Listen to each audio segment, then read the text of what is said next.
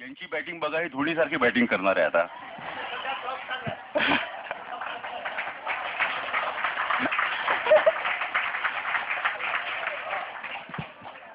मी आमच्या बार काउन्सिलचे ज्येष्ठ बळवंत जाधव साहेब यांना विनंती करतो की त्याने डायसवरती यावं.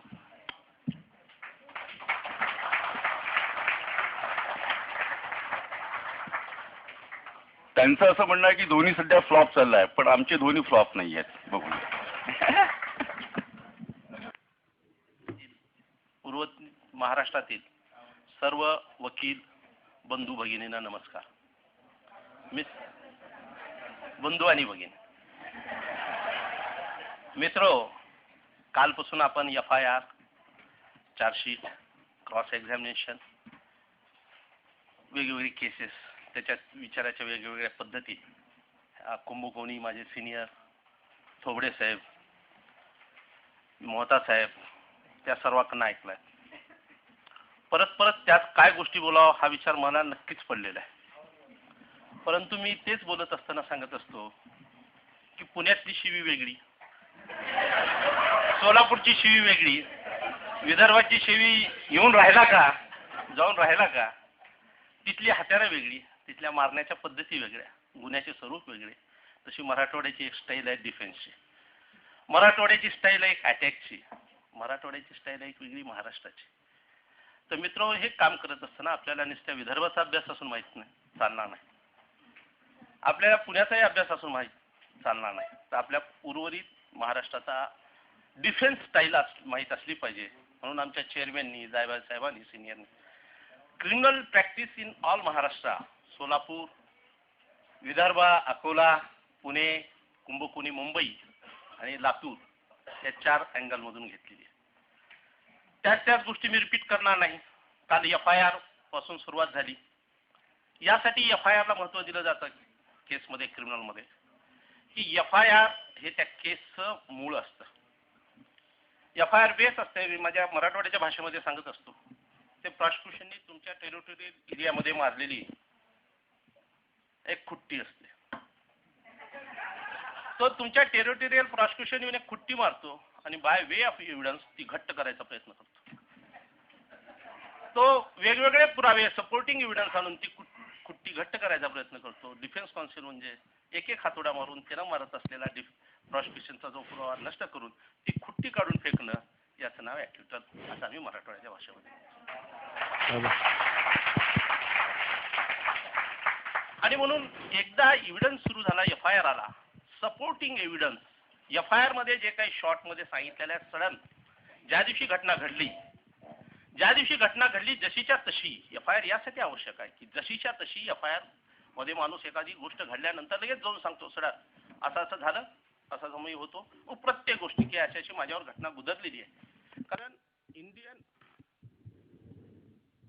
आपल्या कायद्यामध्ये कायद्याचं राज्य यावं त्यासाठी इंडियन पिनल कोड प्रमाणे किंवा वेगवेगळ्या छोट्या छोट्या क्राईम प्रमाणे आपल्या सगळ्यांना ती शिक्षेस पात्र आहेत. एखाद्या माझ्यावर अन्याय झाल्यानंतर त्या अन्यायाचं परिमार्जन केलं जावं, या देशातल्या कायद्याप्रमाणे मला न्याय मिळावा आणि जो अन्याय करतो त्याला शिक्षा व्हावी, यासाठी त्यानं पोलीस स्टेशनला जाऊन किंवा संबंधित ठिकाणी जाऊन दिलेली ती फिर्याद असते. एकदा फिर्याद घेतल्यानंतर त्या इन्व्हेस्टिगेशन स्टार्ट होतं. इन्व्हेस्टिगेशन स्टार्ट झाल्यावर त्या फिर्यादीला अनुषंगाने खरोखर त्यानं गुन्हा केलाय का हे पाहिलं जातं. FIR दिलाय आणि असं जर वाटलं की त्यानं गुन्हाच केला नाही तर तसा रिपोर्ट करायचाही अधिकार खात्याला आहे. FIR आला, FIR दाखल केला आणि कोर्टामध्ये गेला. FIR दाखल केल्यानंतर असं इन्व्हेस्टिगेशन ऑफिसरच्या लक्षात आलं की असा काही गुन्हाच घडलेला नाही, तर कोणतं सेक्शन आहे, कोण सांगेल, सांगा, बोला. करेक्ट, 169 प्रमाणे तू सांगू शकतो कोर्टाला. म्हणजे असं काही लोकांचं असतं FIR फाटला आता, पण FIR फाटल्यानंतर सुद्धा 169 प्रमाणे पोलीस अधिकाऱ्याला तपासामध्ये असं लक्षात आलं की अशा प्रकारचा काही घडलेला नाही, तर 169 प्रमाणे तो कोर्टामध्ये परत जाऊन सांगू शकतो की साहेब, म्हणजे एकदा FIR फाटल्यावर त्याला सोडण्याचा अधिकार पोलीस स्टेशनचा आहे का, कुणाचा अधिकार आहे, तो कोर्टाला सांगणार. एखाद्या वेळेस पॉलिटिकल प्रेशर खाली किंवा आणखी कशाचा इन्फ्लुएन्स आणून 169चा रिपोर्ट कुणी पाठवला असेल तर तो ॲक्सेप्ट करायचा का नाही, हा अधिकार कुणाचा आहे. आला 169चा रिपोर्ट आला, पण तो खरोखर आहे का, त्याची सत्यता आहे का, तर का कुण्या इन्फ्लुएन्स खाली पोलीस मशिनरीने तो पाठवला आणि मग तो ऍक्सेप्ट करायचा का नाही, हा अधिकार कोणाचा आहे, कोर्टाचा आहे. अशा प्रकारे हिअरिंगला एकदा सुरुवात झाली. मग त्याचे हिअरिंग, त्याचे सपोर्टिंग एव्हिडन्स, त्याचे पंचनामे याबद्दल थोबडे साहेब बोललेले आहेत, कुंभकोणी बोललेले आहेत, मी बोलणार नाही. मित्र, तुम्ही 1 ते 5 वर्षाचे आहात म्हणजे वकिली क्षेत्रामध्ये, आणि त्याच वकिलांशी चर्चा करायची आहे, गप्पा मारायच्या आहेत.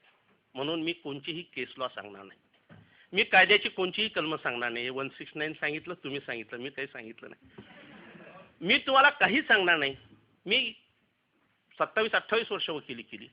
एक वाक्य मात्र फार पाठ केलं होतं, त्या वाक्यावरच मी आजपर्यंत इथवर आलो.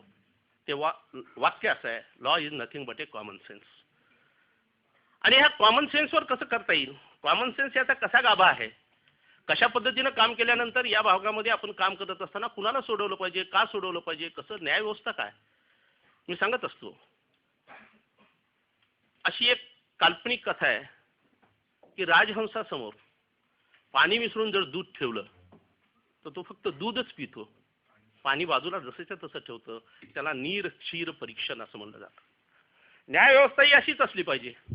पोलिसनी काय वाढून ठेवलंय, त्याच्यात पाणी किती मिसळलंय, का घासलेट मिसळलंय, का पेट्रोल मिसळलंय, ते बाजूला काढून न्याय जो आहे तो घेऊन ते न्याय संबंधित त्याला मिळाला पाहिजे. यासाठी न्याय व्यवस्था आहे आणि त्या व्यवस्थेला सपोर्ट करण्यासाठी आपण या ठिकाणी आहोत.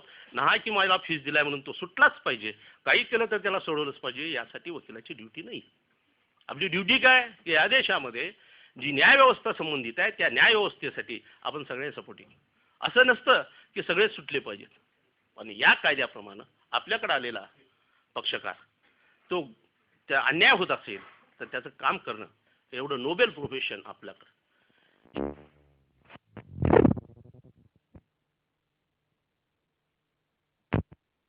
आवाज कमी जास्त होतोय का, मला वाटलं मलाच खोकला येते पाहिजे.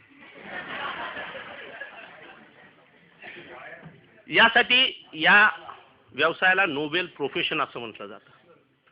मित्रो, कुणी मला सांगाल का, हा धंदा आहे का व्यवसाय?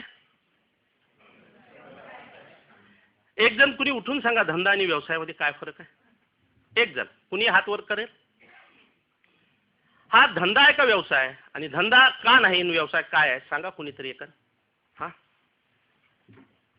मी माईक देणार नाही. कुण्याही वकिलानं तिथून जोरातच बोललं पाहिजे, यासाठी मी आग्रही राहीन. हा, बोला. हां हां हां हां हां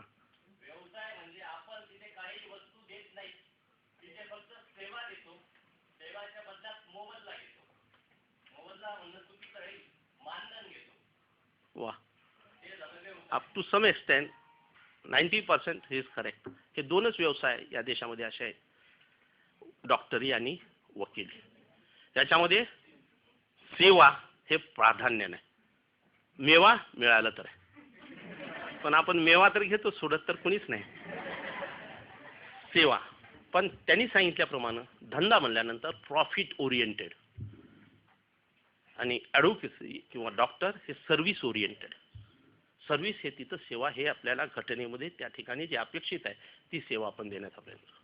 मित्र, मी तुम्हाला मोठ्या मोठ्या 376 तुमच्याकडे नसतील, 302 नसतील, 307 फार कमी असतील, पण तुमच्याकडे ज्या छोट्या छोट्या केसेस आहेत त्याबद्दल मी थोडा वेळ बोलणार आहे.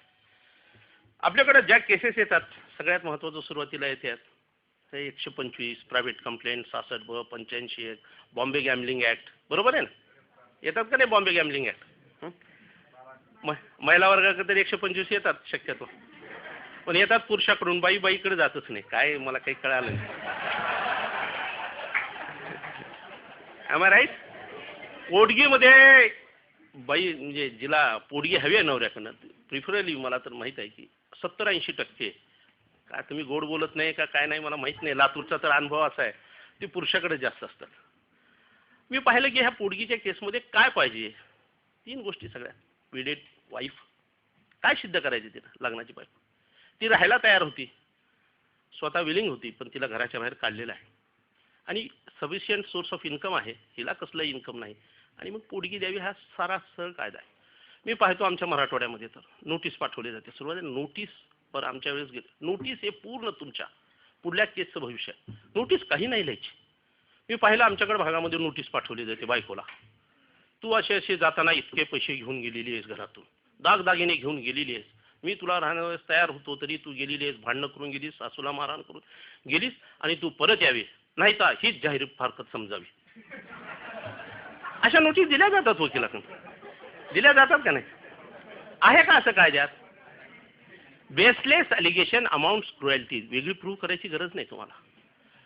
आम्ही आमच्याकडे ज्युनियरशिपमध्ये असताना आमचे एक सिनियर होते, ते लॉ क्लास करत होते. म्हणजे पूर्वी मराठवाड्यामध्ये मॅट्रिक झाल्यानंतर निजामामध्ये मॅट्रिक नंतर लॉ क्लास केला की ते प्रॅक्टिस करू शकत होते, LLB नव्हते, पण एवढे हुशार होते, 40 वर्षात. ते म्हणायचे, बच्चे ऐसा नहीं करने का, उसको अगर नोटिस भेजा तो मनी ऑर्डर से पैसे भेजो उसको. Conditional offer is not a bona fide offer. तू येताना 2 चांगले पंच घेऊन नांदायचे नाही, काय पंच तिथं बसून व्हेरिफिकेशन करणार का काय? कशासाठी लिहित आहे? 2 पंच चांगले नांदवण्याची हमी देऊन 2 पंच घेऊन नांदायला यावे असं नोटीसमध्ये असतं. It is proper. उलट मला तुझ्याशिवाय करमत नाही, तू गेल्यापासून घरामध्ये मला कसल्या गोष्टीत मन लागत नाही.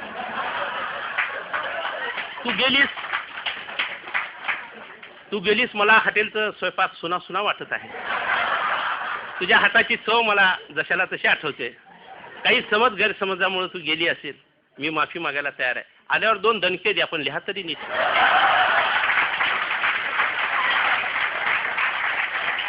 रेकॉर्डवर तुम्ही पक्के असले पाहिजे. आपण नांदायला यावं, तू माझं पत्र पाहतात चटकन निघून ये. तुझ्या येण्याची मी मनी ऑर्डरनं पैसे पाठवत आहे. किती बोनाफाईड वाटेल का नाही? बोनाफाईड रेकॉर्ड चांगलं राहील का नाही? आपल्याकडे कशासाठी लिहितेत माहित नाही, पंच घेऊन नांदायला यावे. अरे पंच कसे घ्यायचे नांदायला येणार? आणि म्हणून ह्या छोट्या छोट्या गोष्टी. मी प्रायव्हेट कंप्लेन, आपल्याकडे प्रायव्हेट कंप्लेन येतात, सुरुवातीला येतात ना प्रायव्हेट कंप्लेन. मारलं, NC केसेस, मारामारी होते, ते काही कॉग्निझन्स घेत नाही, पण त्याचा राग डोक्यामध्ये कायम असतो. वकील साहेब मारले पण ते पोलिसनी काही केलं नाही. एक प्रायव्हेट कंप्लेंट 7-8 लोकांवर ठोका मराठवाड्यामध्ये. पहिली ज्युनियरशिप तर आमची प्रायव्हेट कंप्लेंटवरच चालते. पण ती लिहिताना आम्ही लिहितो की असं आले, धरले, आम्ही समजावण्याचा प्रयत्न केला, गच्चीला धरलं, आरोपी नंबर 1 ने मारलं, 2नी त्याला साथ दिली, 3नं मला खाली पाडलं, 4था शिव्या मारा म्हणत होता. असं आपण प्रायव्हेट कंप्लेंट करतो, इश्यू प्रोसेस होतं येतं, पण ती सुद्धा आपण कधी नीट बघत नाही. आता कित्येक केसमध्ये मी आमच्या लातूरला पाहिलेलं, आरोपी नंबर 1 ने धरले, 2ने शिव्या दिल्या, 3ने खाली पाडले, 4थ्याने छातीवर बसून पायातील बूट काढून मारले. आणि जेव्हा 4था कोण आहे बघायला गेलं लिस्ट प्रमाणे, ती निघाली बाई. आरोपी नंबर 4 कोण आहे? बाई. अरे एवढं तर पहा, छातीवर बसून बाई बुटानं कसं मारायली? बाकी काय? बरं, बाई बूट घालते का? केस उडाले ना. ह्या सगळ्या मायनर गोष्टी आहेत. ह्या आपल्या 125 मधल्या आहेत, प्रायव्हेट कंप्लेंट मधल्या आहेत. आपण सुरुवातीच्या काळातल्या आहेत. आपल्याकडे पहिल्या दिवशी 302 कुणीच देणार नाही. कामाचं आत्ताच सांगितलं माझ्या चेअरमॅन साहेबांनी की आपल्या जाहिरात करता येत नाही. आपण देऊ शकतो का? आपल्या कामाची जाहिरात आत्ताच मोहता साहेबांनी अत्यंत सुंदर भाषेमध्ये सांगितलं की आपल्याला म्हणता येतं का? खून करा, निर्धास्त राहा, भेटा मोतीसिंग मोहता अकोला. 1 खून 25,000 रुपये, 2 खुनावर 1 बलात्कार फ्री. देता येईल का? मग आपण जाहिरात कशी करायची? तर आपली जाहिरात हे आपलं काम करत असतं, हे लक्षात ठेवा. मला चांगलं आठवतं, ज्युनियरशिपमध्ये आमच्याकडे खरोळा म्हणून भांडकुदळ गाव होतं. त्या गावामध्ये फार कंप्लेंट राहायच्या, म्हणजे तिथं टाऊट्स होते. आणि मी ज्युनियर होतो 1-1.5 वर्षाचा. आमची 3 मजली बिल्डिंग आहे मोठी. आणि तो माणूस जमानत द्यायला आला. जमानत द्यायला म्हणजे माझ्या आरोपी काहीतरी होता 379 वगैरे. तो जमानत द्यायला आला. जमानत द्यायला आल्यानंतर त्यानं पाहिलं की जमानत द्यायला 2ला आला, ऑर्डर झाली की परत बसा, हे करतो ते करतो, पुन्हा व्हेरिफिकेशन, 4 तास लागतात, असं त्याचा एक अनुभव होता. तो आला, मी ऑर्डर सगळे फॉर्म तयार ठेवले होते. आल्या, त्याच्या सह्या घेतल्या की हे घेतलं आणि पटपट त्याला वर घेऊन गेलो. आता जाड दिसतोय तसा जाड नव्हतो मी त्या काळामध्ये. जायभाई साहेब खरोखर रोड होतो. आणि 2-2 पायऱ्या एका स्टेपमध्ये मी 2 पायऱ्या चढायचो. फास्ट त्याला मी अवघ्या 27-28 मिनिटामध्ये मोकळं केलं. त्याने विचारलं, वकील साहेब कुठले आहो? लातूरचाच आहे. कुण्या लोकाचे? विचारलं. मी माझी जात सांगितलं. बरं झालं म्हणले आपल्या जातीचे. लगीन बिगीन झालं का? म्हणलं तेवढं झालंय. दुःखी, मला दुःखी अंतकरणानं सांगितलं झालंय बाबा म्हणलं.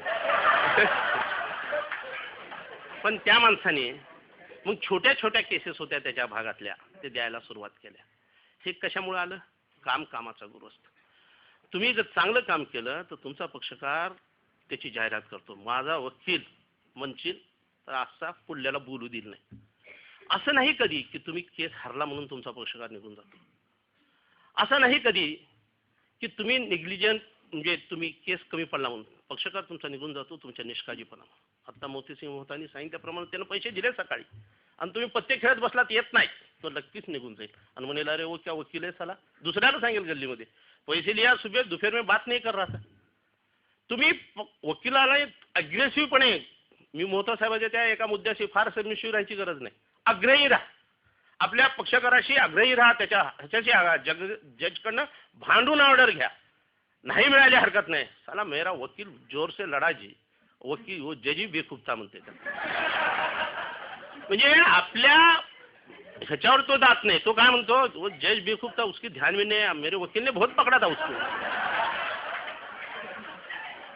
त्यामुळं आपण आग्रही असणं अत्यंत आवश्यक आहे. पुकार झाली आहे, मी पक्षकार म्हणून तुम्ही लक्ष ठेवा. मी पुन्हा सांगेन, मी वकील कसा झालो तो एक अपघातच आहे, असाच आहे. आणि मग काय असतं की पक्षकाराची पुकार झाली, वकील नसला तर काय धडधड होते हे मी पाहिलेलं आहे. की आपली पुकार होतीये, आपल्या वकिलाची पुकार होती आणि वकील नाहीये, आणि तो मामलतदार, तो बाहेरला दरवाजातला तो कोण चपराशी पुकार करतोय आणि आपला वकील नाही तर आपण पळतो इकडं तिकडं वकील आहे का नाही.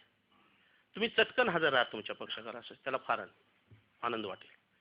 11 वाजता कोर्टामध्ये हजर राहा. आत्ताच थोडं ड्रेस घालून यावं का नाही याच्याबद्दल. कोडमध्ये काय आहे यापेक्षाही आपल्या फायद्याचं काय हे बघत चला.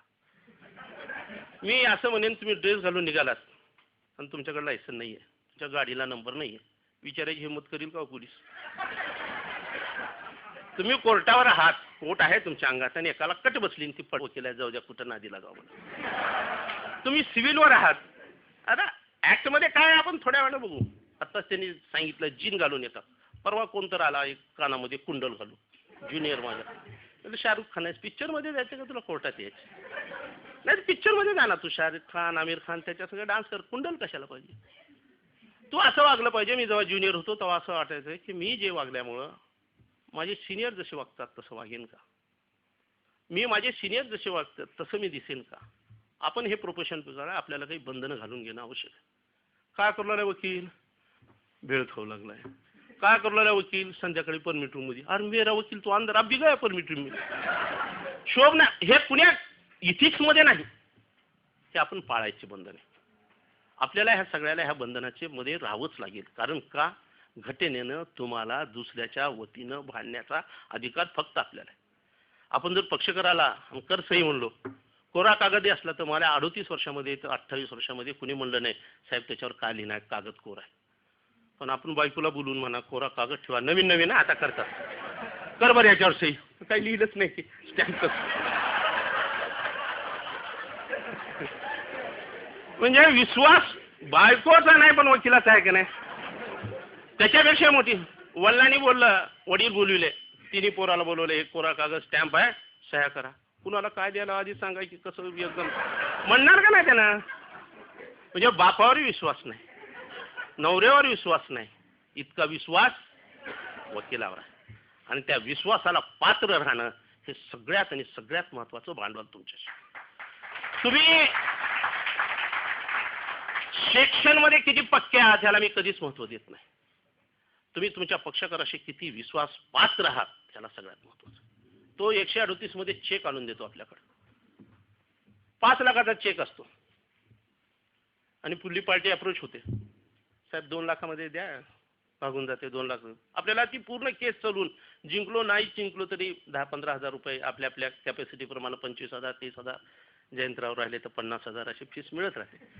आपल्या आपल्या कॅपॅसिटी प्रमाणे आपल्याला फीस मिळणार आहे. पण तो चेक आपण बेईमानी करून जर पुढल्याला दिला, पुढल्या पक्षाकडे दिला, तर त्या दिवशी 5 लाखाचा चेक 2.5-3 मध्ये तोडपाणी होत आहे. पण त्या आयुष्यातलं सगळ्यात शेवटचं तोडपाणी राहतं हे लक्षात घ्या. हिसाब नीती मी आता पुन्हा सांगणार आहे तुम्हाला की कशासाठी वाचायची. हिसाब नीतीमध्ये एक कथा आहे.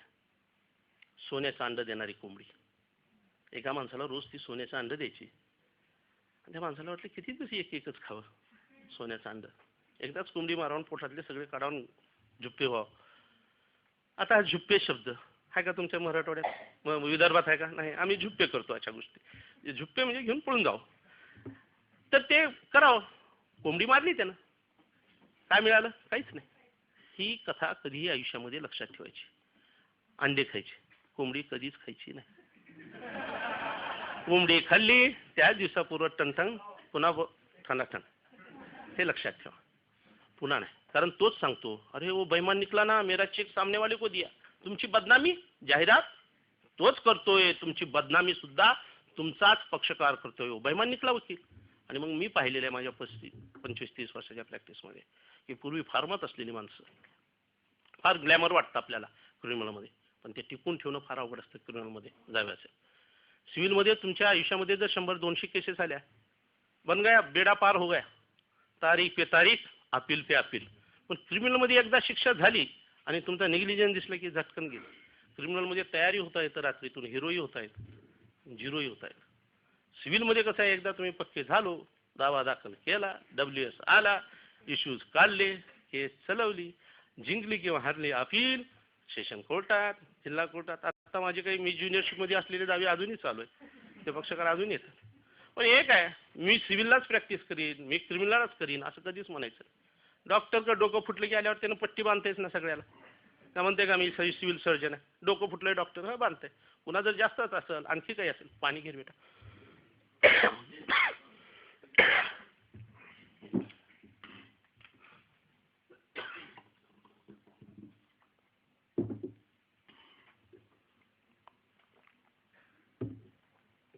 त्यामुळं सगळं सेक्शनमध्ये पाठ पाहिजे. मी सिव्हिलच आहे म्हणून भागत नाही.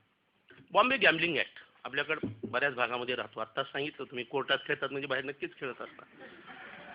कारण ते पांडवापासून चालत आलेलं आहे. जुगार हा माणसाचा एक स्वभाव आहे. जुगारी हा माणसाचा स्वभाव आहे. जुगार त्याला खेळायची सवयच असते. बॉम्बे गॅम्बलिंग ऍक्ट किती लोकांनी परफेक्टली वाचलाय? सेक्शन 4-5 कोणी सांगू शकेल? कॉमन गेमिंग हाऊसची डेफिनेशन कोणी सांगू शकेल? जुगार काय? रम्मी गेमिंग आहे का? जुगार आहे का? हा, गेम ऑफ करेक्ट करेक्ट. पिरट माहित नाही. गॅम्बलिंग. झन्ना मन्ना माहित आहे का नाही? मटका माहित आहे? हे सगळं माहीत असलं पाहिजे. हे येत असतं. कॉमन गेमिंग हाऊसची व्याख्या काय मी आज सांगितलं. बॉम्बे गॅम्बलिंग ऍक्टमध्ये कॉमन गेमिंग हाऊस काय ते बघा. आत्ताच त्यांनी सांगितलं मोहता साहेबांनी, घराचे पंचनामे त्याच्यासाठी, घराची कॉमन गेमिंग हाऊससाठी घरासाठी अत्यंत आवश्यक असतं. कॉमन गेमिंग हाऊस सेक्शन 4 आणि 5 वाचून घ्या. कॉमन गेमिंग हाऊसची डेफिनेशन काय आहे, त्याला कॉमन गेमिंग हाऊस काय म्हटलं जातं आणि त्याच्यामधला असलेला प्रेझेन्स. पुन्हा सिद्ध एकदा ते कॉमन गेमिंग हाऊस सिद्ध झालं तर तिथं मी काय करत होतो? चहा विकत होतो का पत्ते गोळा करत होतो याला काही अर्थ नाही. तुम्ही त्याच्यामध्ये जर सापडलात कॉमन गेमिंग हाऊस, नो एसी मीच थांबवलोय. तर कॉमन गेमिंग हाऊसमध्ये सापडला तर तुम्हाला ते सफर करणं. मग ते कॉमन गेमिंग हाऊस सिद्ध करण्यासाठी ते घर आहे का? आत्ताच त्याने सांगितलं. त्याने म्युन्सिपाल्टीचं रेकॉर्ड आणले का त्या मालकीचं? तेही पाहणं गरजेचं आहे. म्युन्सिपाल्टीचं रेकॉर्ड त्याच्या नावचं ते घर आहे हे सिद्ध करण्यासाठी प्रॉसिक्युशन साईडनी पुरावा काय गोळा केला ते केलं नसेल काय? कॉमन गेमिंग हाऊस नाही, त्याच्या काय काय रिक्वायरमेंट आहे ते बघा. आणि मी तुम्हाला सांगतो तिरट. एकदा मी केस चालवत होतो तिरटची. आमच्याकडे फार चालतो तिरट नावाचा प्रकार आणि झन्ना मन्ना. तुम्हाला विदर्भात फार कमी आहे. आणि मग तिरटमध्ये काय सगळ्यात भारी काय असतं तिरटमध्ये? सगळ्यात भाव हां सांगा. हां किती एक्का? सगळ्यात वा हुशार. चला एक्का 3 एक्के सगळ्यात भारी. शेत सुद्धा लावायला हरकत नाही, जिंकतोय माणूस. मग त्याचे डिटेल्स काय आहेत? एकदा एक केस चालवायला लागलो जज समोर साहेब, आणि मग तो आयो आला, त्याच्यामध्ये ते वॉरंट नव्हतं, त्यामुळे त्याला आपल्या प्रश्न विचारता येतात. मी म्हटलं सगळ्यात भारी काय, त्याने असं सांगितलं 3 एक्सचेंज. मी सांगितलं त्याला ब्लाइंड म्हणजे आंधी खेळ, आंधी म्हणतात त्याला, बिन बघता पत्त्यात टाकता येतात. बऱ्याच लोकांना माहीत असेल, सांगू नका डिटेल. किती राऊंड टाकता येतं? आणि त्यानं सांगितलं अंदाजे 3-1. म्हणलं एकाकडे एक्का बशा राणी आणि एकाकडे 1-2-3 आहे, कोणचं भारी मला सांगता येणार नाही. म्हणलं लंगडी कशाला म्हणतात, सांगता येणार नाही. बॉम्बे कशाला म्हणतात, मला आठवत नाही. मी म्हणलो तुमचं मग पत्त्याविषयीचं ज्ञान थोडं कमी आहे. जज म्हणले मी मार्क केलं त्यांचं कमी आहे, पण तुमचं फार दिसतंय.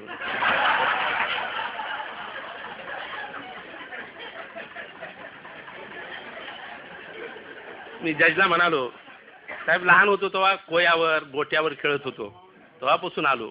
प्रश्न तो नाही, समाजामध्ये असलेलं हे मी जसं law is nothing but A common sense, त्यासाठी. गेल्या ट्रीपमध्ये आलो, मुलगा म्हणला साहेब प्रॅक्टिकल कधी आहे?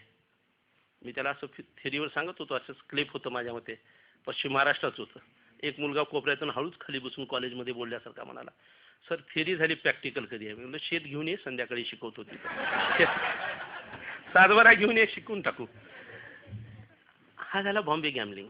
66-85 आपल्याकडे केसेस चालल्या जातात. 66 काय, 85 काय, फार कॉमन केसेस होतात. पोलीस ह्या केसेस करत असताना खरोखर अन्याय करतं, बदमाशी करतं, आणि त्यामुळे त्या लोक दारू तर पितच असतात. हा देशच आपला दुःख विसरण्यासाठी पितं, कोणी खुशीत होऊन पितं, कोणी बायको भांडली म्हणून पितं, कोणी बायको भांडतच नाही म्हणून पितं. काय पीने वालों को पीने का बहाना चाहिए.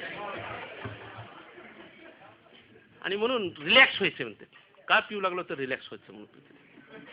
अशी म्हणजे पिण्याला काही कारण लागत नाही. मग पिलं की पोलीस काय बदमाशी करतात हे मी तुम्हाला सांगायला लागलो.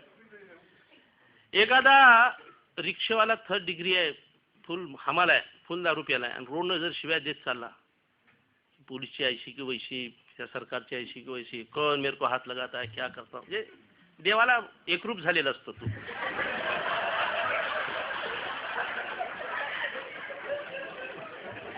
आणि तो जर शिव्या देत निघाला तो पोलीस त्याला येते, जावे कोण पोलीस म्हणतो, तो म्हणतो बरं कोण पोलीस, मैं नाही पहचानता.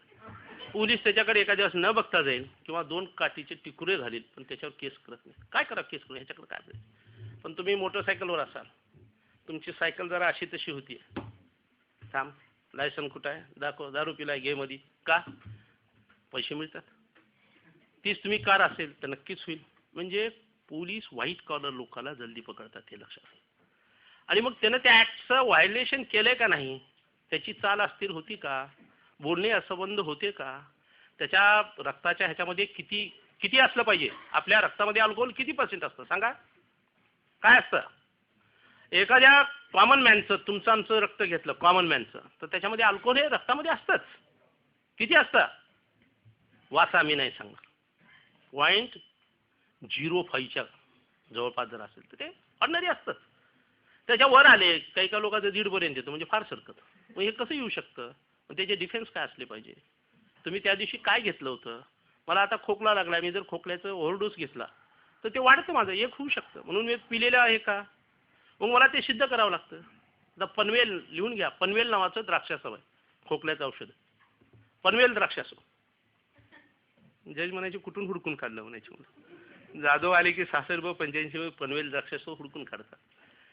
पनवेलचं द्राक्षासव जर घेतलं तर तुमच्या 1.5 पर्यंत अल्कोहोल वाढू शकतं पनवेल. प्रिस्क्रिप्शनची गरज नाही, सगळ्यात महत्वाचं.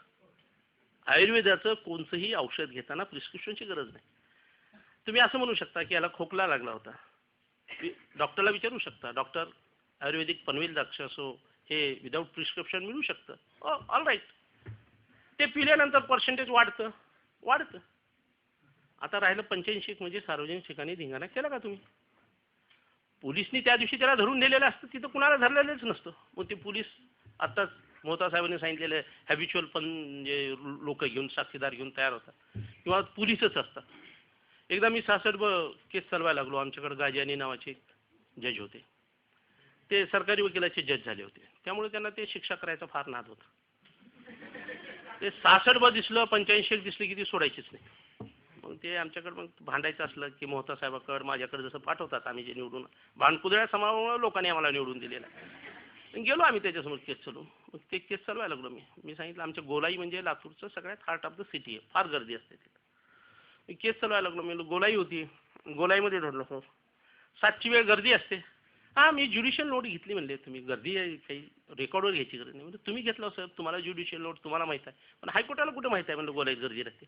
म्हणजे हायकोर्टाचा काय संबंध आला. म्हणलं साहेब तुम्ही शिक्षा देणार, मी वरल्या कोर्टात जाणार, ते हायकोर्टाला माहीत पाहिजे तिथं गर्दी आहे म्हणून.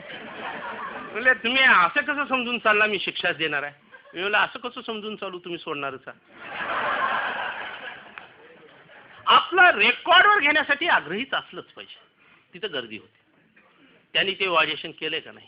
आणि म्हणून 66/85 हे पाहत असताना सार्वजनिक शांततेचा भंग केला, त्याच्या त्या वर्तनामुळे सार्वजनिक शांतता भंग झाली, हेही सिद्ध होणं गरजेचं असतं आणि ते होत नाही.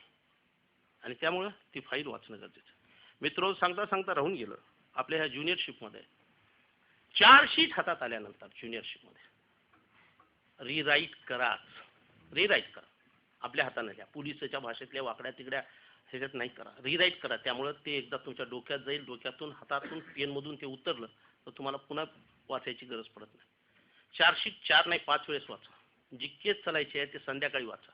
उद्या केस चालायची संध्याकाळी वाचा. सकाळी पहाटे उठलं तरी आपल्या डिफेन्स लक्षात येतो, हे लक्षात असो. डोक्यात फिरली पाहिजे ती केस. जी केस उद्या चालणार आहे ती आदल्या दिवशी वाचत चला, संध्याकाळी वाचत चला. सकाळी उठलो तुम्ही, आपला एक काळ असतो, झोपेतून उठतो पण उठत नाही, लोळतो. त्या काळामध्ये नक्की आणि नक्की सांगतो ती केस आणि तो डिफेन्स आपल्या डोक्यामध्ये फिरल्याशिवाय राहत नाही. आणि म्हणून वाचन हे सगळ्यात महत्त्वाचं आहे.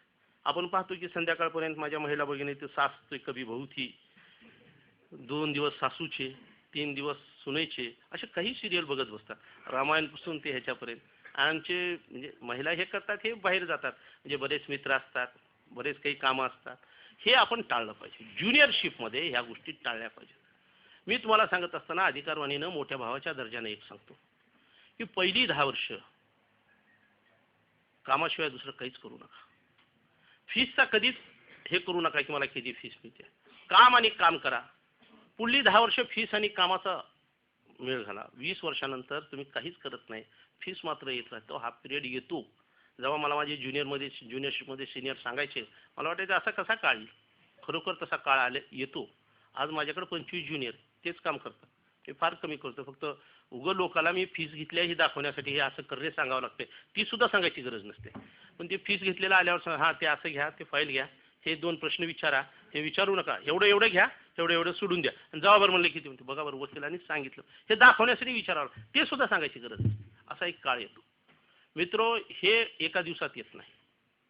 ह्या नोबेल कॉर्पोरेशनमध्ये तुम्ही येताना ह्या सगळ्या गोष्टी पाहणंच गरजेचं आहे. छोट्या छोट्या गोष्टी आहेत. मनी लँडिंग आता नवीन निघालं. R.R. पाटलांनी सांगितलं कोपरापासून ढोपरापर्यंत सोलून काढू वगैरे वगैरे वगैरे. काय ते ऍक्ट सावकारी कायदा आमच्या लातूरला म्हणजे वाचण्याचे काय फरक राहतात हे बघा. आमच्या लातूरला ते हे असं वाक्य आलं की 2-3 ज्यांनी पैसे घेतले ते चालूच राहते. जाताना पाया पडून पैसे घेते, हे करते, शेत लिहून देते. त्यांना बुडवायचे झाले की लगी ते सावकारी कायद्याखाली केस देऊन दाखल करतात.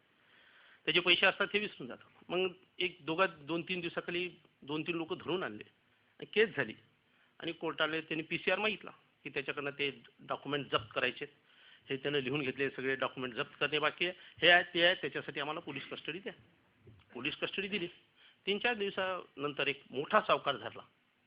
तो मोठा सावकार धरून आणल्यानंतर मग तो जर बघितलं की पहिल्याला पोलीस कस्टडी मिळाली आणि तो मोठा सावकार सरकारी नोकरदार होता एका खात्यामध्ये BNC मध्ये. ते माझ्याकडे आले आणि म्हणाले साहेब म्हणाल तेवढी फीस देतो, काय मागा फीस घ्यायची ती घ्या, पण PCR मिळू देऊ नका, PCR मिळालं तर नोकरी जाते. मी तोपर्यंत 25 वर्ष झाली असतील त्यावेळेस, म्हणजे 4-5 वर्ष, तोपर्यंत मी मनी लँडिंग ऍक्ट वाचलाच नव्हता. केस आली मग मी पूर्ण ऍक्ट वाचला. ह्याच्यामध्ये शिक्षेचं काहीच नव्हतं. मग शिक्षा ते 2 वर्ष होती, 6 महिने.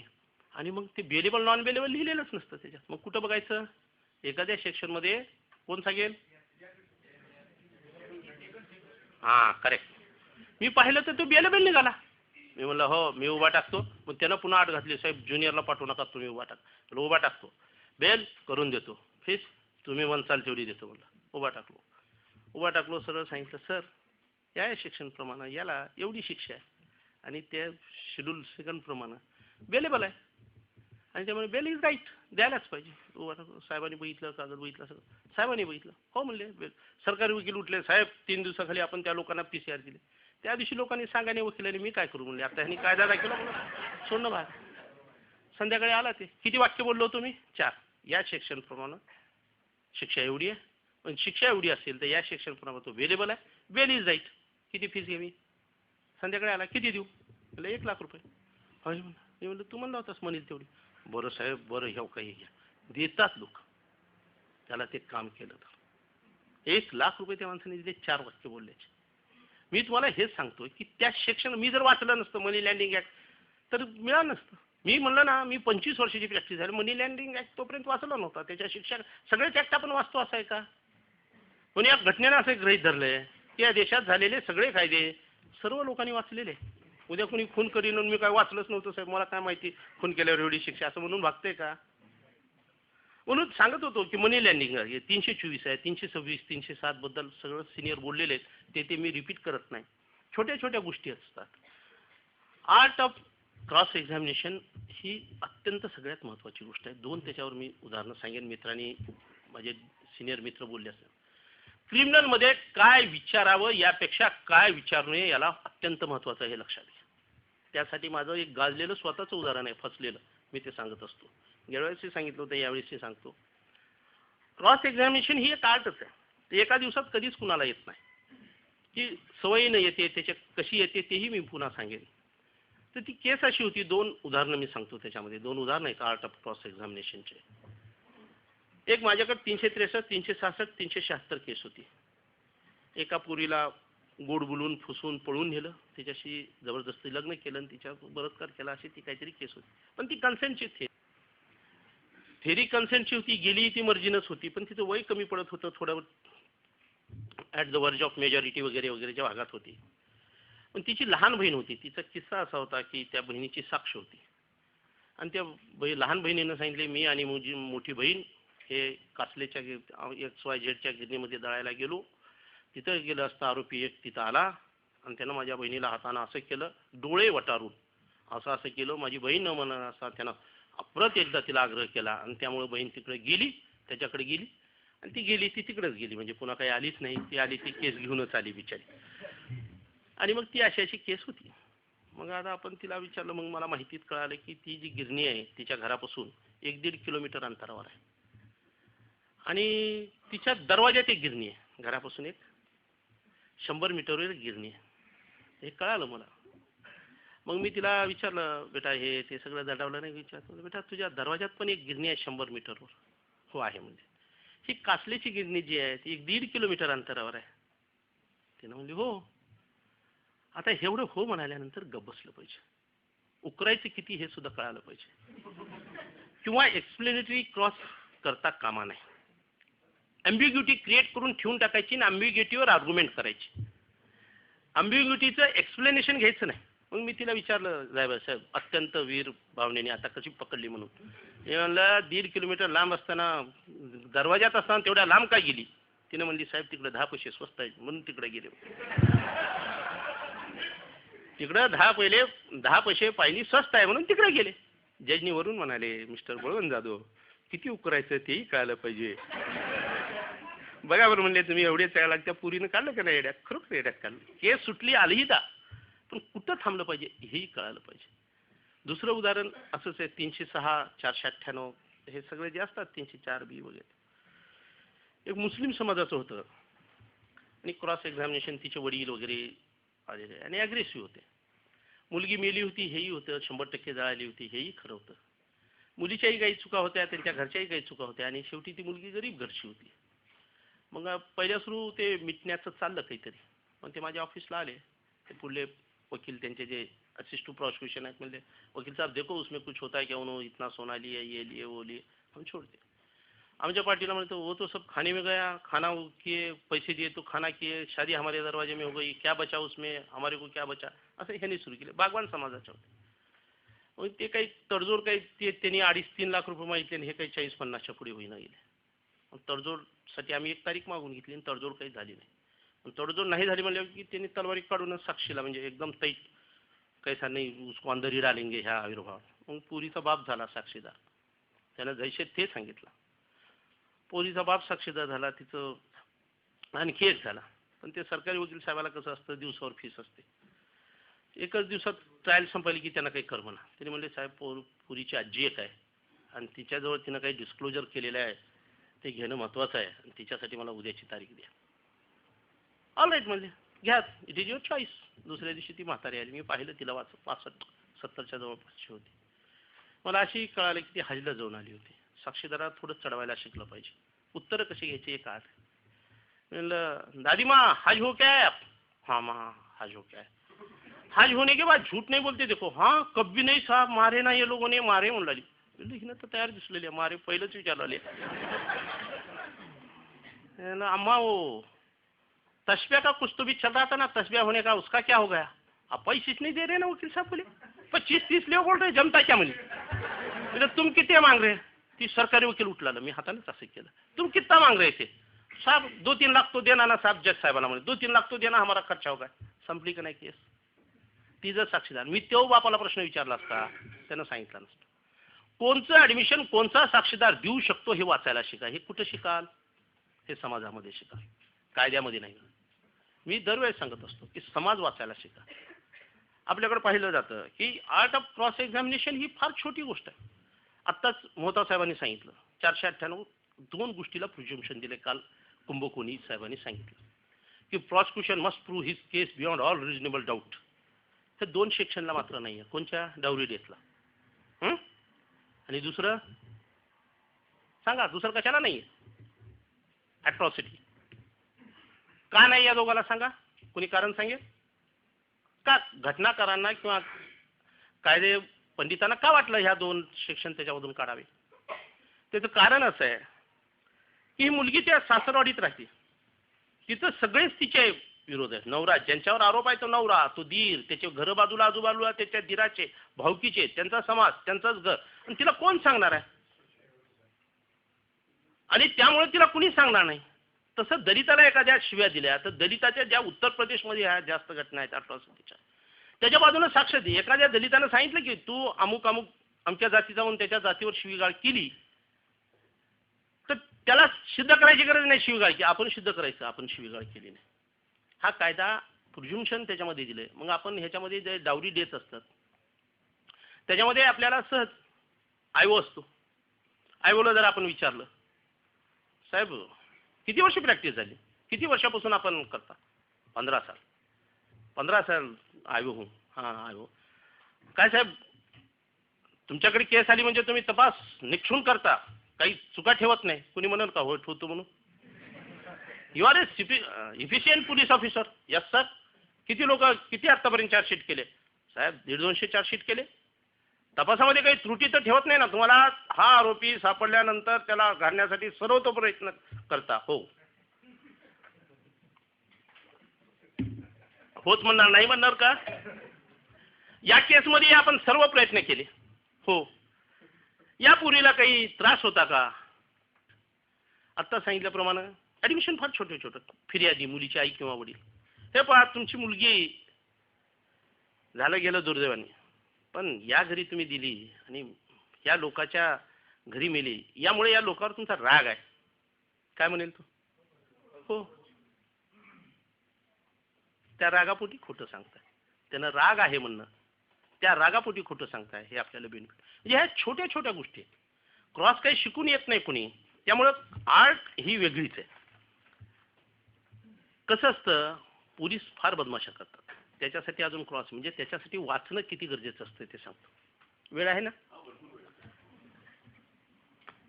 मी 147, 48, 149, 307 निलंग्यातली केस होती. निलंगेकर मुख्यमंत्री होते त्या काळातले आणि तिथं 2 पार्टीचे ग्रुप होते आणि पजेशन शेताचं मनाईकुम असताना पजेशन करण्याहून आणि त्या ठिकाणी मनाई असताना जाऊन पीक खुडून आणण्याहून वादन झालं. एक पार्टी गबरगंज श्रीमंत मोठी पॉलिटिकल आशीर्वाद असलेली, दुसरी गरीब त्यांचं शेत ह्यांना हडपायचं होतं आणि काही करायचं होतं.